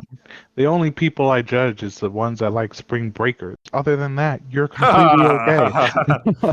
It's okay. I like that movie. Me and Dyke fucking hate it, but overall, so don't spew hate. All right, don't spew hate. No, it We quote that movie pretty often too. I don't think about it. We we hate got it, but we quote it. spring break, spring Yeah, break. spring break. My baby hungry. Hungry. Sell your weed. So Sell your we weed. sell it. No, no, dude. And that's why Uh, someone today at work asked me about this, and I was like, if you like TV, movies, entertainment, this is the show for you. We ramble about stuff like this all the time. And I was telling this people today I was talking to at a screening. I was like, you know what? We just shoot the shit about movies, And I say, we're not saying what we're saying is what we're saying. What we're saying is right. hello. What we're saying is right. Sorry, Blue was chewing something they shouldn't be chewing. Blue, hold up, Blue. My dog is trying to be on the show too, and he's kind of being antsy and bored right now. Hey, you wanted to be here, man. You're lost. So it's it's just again we just ramble about stuff, and I think that's the beauty of why we love film and TV so much, because you know what, everyone's different. You and I agree on a lot of stuff as well, on a lot of stuff. But again, there's times we disagree, and that's fine. Yeah, and that's why we love TV and talk about movies with people, because you know why? Because we all have different opinions, different perspectives, and I love that. I love that we can all talk about different stuff, and different different, yeah, because we all see things differently too. And that's why I think it's the beauty of art. We all think differently, and it's like you might interpret this way, I might interpret this way, and we all have different backgrounds too, and that's why I think film is so powerful, art is so powerful. That's like, man, we can just come together, talk about things that are so different and so vastly different. But I don't know, it's fun to have this platform to talk about different stuff, because you know what, people might hate the movie I saw last week. I love the movie last week. Then I didn't. I'll do my review another time on a bonus episode, whatever. Is that Taika Waititi's new movie, Next Goal Wins. I thought it was pretty bad, and seemed to have been the majority of the critics that didn't like it. And I'm not afraid to like voice, hey, the movie was pretty bad. I think I'm pretty good. I think I'm pretty good now. Or I think thanks to you too. Like, hey, no, we're pretty good. Like, hey, this movie was not it, and here's why. Because the movie fucking sucked, like Spring Breakers or Chirac, and that's okay. and that's okay. And that's okay. And there's one sec. Sorry, Blue, come on, buddy. He wants to be on the show so badly, but now he's kind of like he's kind of just chewing random stuff in my room now, which is not going through. Gets through his teething phase now, even though he's 2 years old. It's I, it's it's fun. It's fun to have different opinions on stuff. I'll say that, and that's and guess what? I know down the road we'll keep doing the show. We'll probably get a lot of hate for liking certain movies. You know what, Joe? And that's okay because we love us and we're proud of our reviews. Yeah. Have our reviews, man, and that's okay, and that's okay, and that's okay. But yeah, it's. I know, like, I'm trying to think, like, what's coming out this rest of this month, but I know that, like, I don't want to see Wonka. I know you don't. People are loving it. No, because here's the thing, it's fine, but for me, the Willy Wonka I grew up on is like dark and not, you know what I mean? They made it friendly for me, where like, the what's his name? Chalamet. Huh? Chalamet? No, the original Wonka. Oh, Gene Wilder. Yeah, Gene Wilder, his character had like this darkness to it, and I really like that concept. Oh yeah. You know what I mean? So him to be like this cheerful person and be like, "Yep, all I wanted to do is just like, I like that little darkness to it." You know what I mean? But that's just me. But this is more just like, oh, kids, yeah, Yeah. Yeah. And you all know how I feel about Timothy Chalamet, who thinks he's a talentless, he's just pretty boy. He just has no emotions in this character. There's no charisma, and I love Dune, not for him. I love Dune because of the filmmakers and the Zendaya, Batista, Javier Bardem, Josh Brolin. Yeah, and the visual effects, the IMAX stuff. It's amazing. I remember when I saw the movie. I was like, yeah, this movie would melt better if he was recast. But hey, nothing that I'm proud of. If you disagree with me on that, and that's totally fine. I can't wait for Dune 2. I'm hyped for it, but I'm not hyped for seeing him in it because I think he's a talentless guy. But I just said that's just your boy. That's just your boy. That's your boy. Yeah, man. You want to close this out as you always do, my good sir? Yes, sir. All right. Well, before we close out, we do this thing for the new viewers who just decided to listen to our most recent episode or just a random episode in the middle. We do this thing called one-on-ones, where each of us recommend one movie and one TV show that we just check out and watch. And even if you don't watch it anytime soon, at least put it onto your movies watch, and then down the line, whether it be a day, month, or a few years later, you can ask Doug. He spent a lot of years avoiding recommended. Very true. And eventually he watched them. But yeah, just put it on your movie list and watch it down the line. No hurry. We just hopefully you guys just check them out eventually. Doug, would you like to do your one-on-ones? I would love to. Yeah, I've been a lot of good stuff on my list. For my show, I'm gonna do a show that used to be on Showtime. I think it's on Paramount Plus now. It's called Escape from Dannemora. And basically it's about the true story about these two guys in upstate New York, played by Benicio del Toro and Paul Dano. They seduce and are having sex with this prison worker played by Patricia Arquette.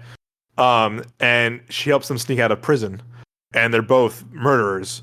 And it's like their story of like their friendship, but also how they were able to escape this like maximum security prison upstate New York, and how they kind of played her, and how she kind of like fell in love with both of them to like help them get out of prison. And it's wild, dude. Ben Stiller did all the episodes because it's based on a true story, and it's bonkers. It's like a miniseries, but man, it's thrilling. The performances are amazing. Benicio del Toro is my favorite actor of all time. I think is goated, if you ask me. It's really riveting, and it's like, oh my gosh, because like she was married, and like it's very slimy, it's very dirty, and they're just using her. But Paul Dano's fantastic. Del Toro is amazing. Patricia Arquette is phenomenal. And man, the way Ben Stiller kind of captures like this like prison life, and like how it shows how they escaped, like how smart they were kind of thinking of certain things. I mean, obviously, it's a lot of it's fictionalized, but like the stuff that is true is like, wow, it's hard to believe it is true. You're like, oh my gosh. So yeah, Escape from Denimora. It's a phenomenal show. I think it's on Paramount Plus now. Joe, if you honestly worth the watch too. Ben Stiller killed it, bro, as a director on the series. It's like 6 episodes. It's wild, but it's so good. It's so good. And for my movie, oh man, I've been going through my physical media collection, kind of seeing what I can recommend. They have a list actually too of like, oh man, what I give. I'm trying to think of one that's I got a bunch of Christmas ones that I can talk about for next month. Let me think. I'm gonna do Nobody. Actually, I love this movie, Nobody. So basically, Nobody's Bob Odenkirk from Saul from Breaking Bad, and a lot of Mr. Show, and a lot of other stuff. Um, it's basically like, what if John Wick was like a suburban dad and had a family? It's very similar to John Wick. It's like same producers, David Leitch, Kelly McCormick of 87 North or 8711, and David Leitch did the first John Wick. He did Atomic Blonde. He was Brad Pitt's stunt double in Fight Club. Phenomenal stunt work. Great filmmaker. Bullet Train, Deadpool 2. He's gonna do the Fall Guy remake next year. Phenomenal filmmaker. His partner Kelly McCormick is a great action producers. Basically, John Wick was a suburban dad. He kind of comes out of retirement because he gets robbed one day. Him and his family get robbed one day, and his family's life was in jeopardy.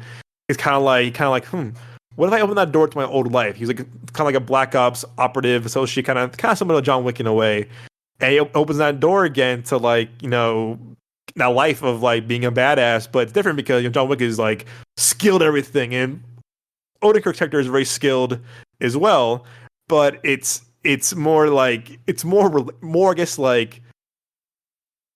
like not like believable, but like he gets hit a lot, gets punched a lot. It's kind of like, okay, yeah, this makes more sense. But it's a quick hour and a half. Again, it's very similar to John Wick. He gets robbed and gets kind of caught up with the Russian mafia in a way, and they come after him. He goes, you know what? You come after me, messing with the wrong guy. And it's it's very funny at times too. But Bob Odenkirk is very charismatic, very charming in this too. But like, it's fun seeing him. Like, who'd have thought Saul from Breaking Bad or the funny guy from Mr. Show and a lot of the stuff played this kind of badass action hero. It's a great movie. I think it's on Max. Let me see where it's on. It's really, really great movie. If you like John Wick, you love kind of like the kind of action, it's for you.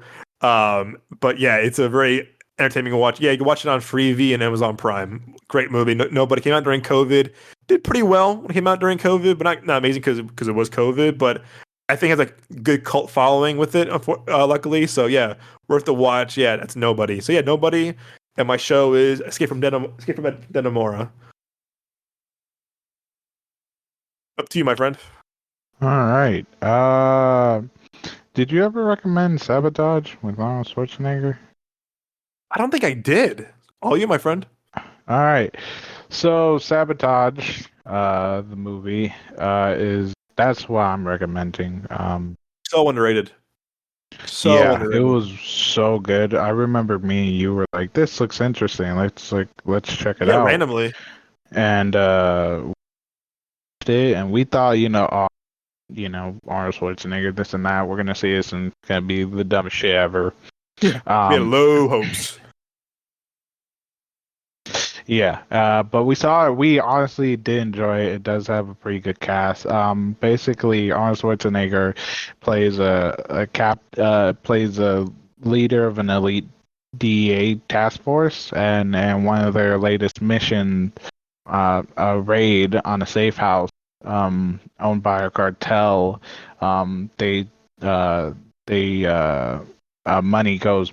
They secretly steal like a shit ton of money, like $10 million, and so they're but after it gets stolen, like their team is being investigated, and it's like this whole thing of like but once they all come back together, they all they all look for the money where they hid it, and it's all gone. So the money that they stole and hid was taken, and they're trying to figure out like which one of us fucking took it, because no one outside of this group could know like that we stole this money. And at the same time, they're being investigated for the missing money. So they're all being like paranoid about each other and trying to figure it out. And it's just like this crazy wild ride of a movie. It's really good. Back in 2014, it's Arnold Schwarzenegger. David Ayer. Yeah. Joe Manganiello. I butchered that last name. Joe, Sorry, my guy. Yeah, no, Joe Manganiello, the original Flash from Spider-Man. Yes, sir. Terrence Howard, Sam Worthington, Olivia Williams, Josh Holloway, like a really good cast. Yeah, so, dude. And directed by David Ayer, who did Fury, he wrote Training Day, Bright, Suicide Squad, End of Watch. Yeah, so yeah, and you could see I'm a big action movie fan, but this is also a thriller because you're there with them being like, who the fuck took it? Like, what happened? What's going on? You know what I mean? And it's like they did it really, really well. So I think it's definitely worth a watch. And the show that I'm gonna recommend, even though I've been ranting and raving about Lesson in Chemistry. I'm not gonna recommend that one. That one is an honorable mention. But that's not the one I'm going to be recommending. It's also on Apple TV. It is called Monarch. It is a show that is it's a spin-off show of the Godzilla and King Kong world.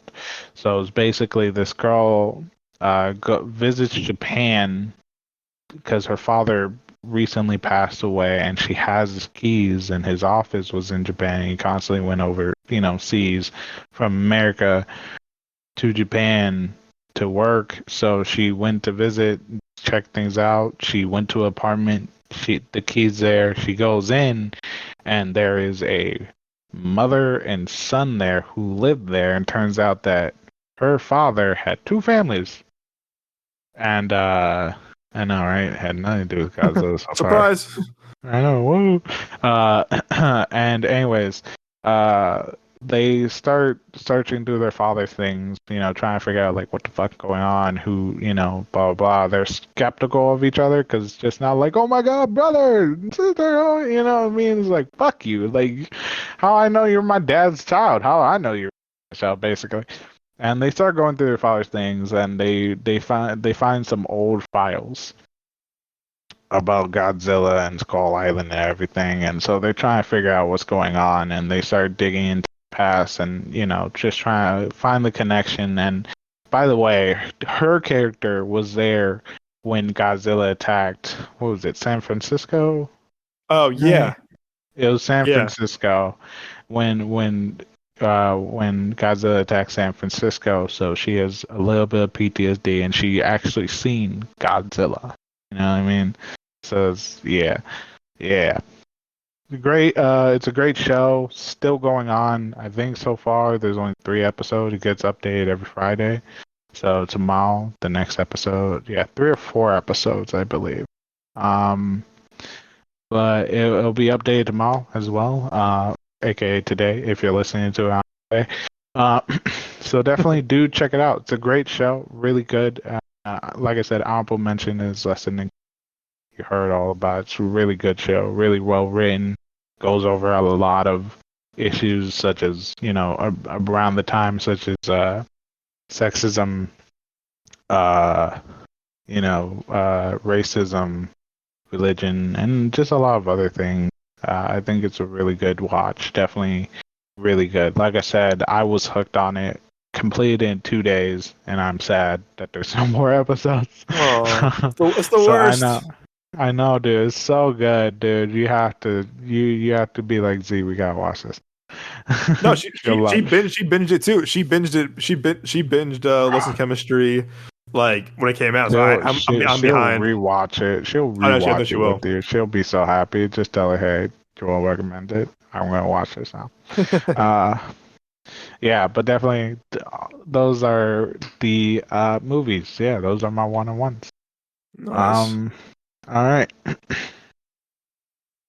Sabotage, Doug. so good. Sabotage. I I have the know movie on I have the movie on Blu-ray. It's a proud. I probably own that movie on Blu-ray. So it's one of David Ayer's kind of most underrated movies. it's a really good movie. Really good. I was trying to figure out like, oh man, I've been watching shows, and so yeah.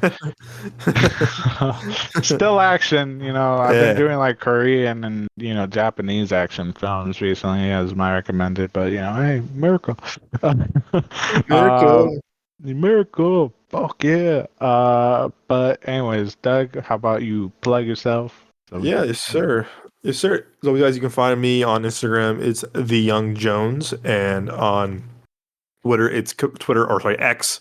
It's Capri_Sun SON. You can find our socials on TikTok, which is at Midway Avenue Productions. Also, our YouTube at Midway Avenue Productions, and of course, our Instagram is, as you already know, at Midway Avenue Productions.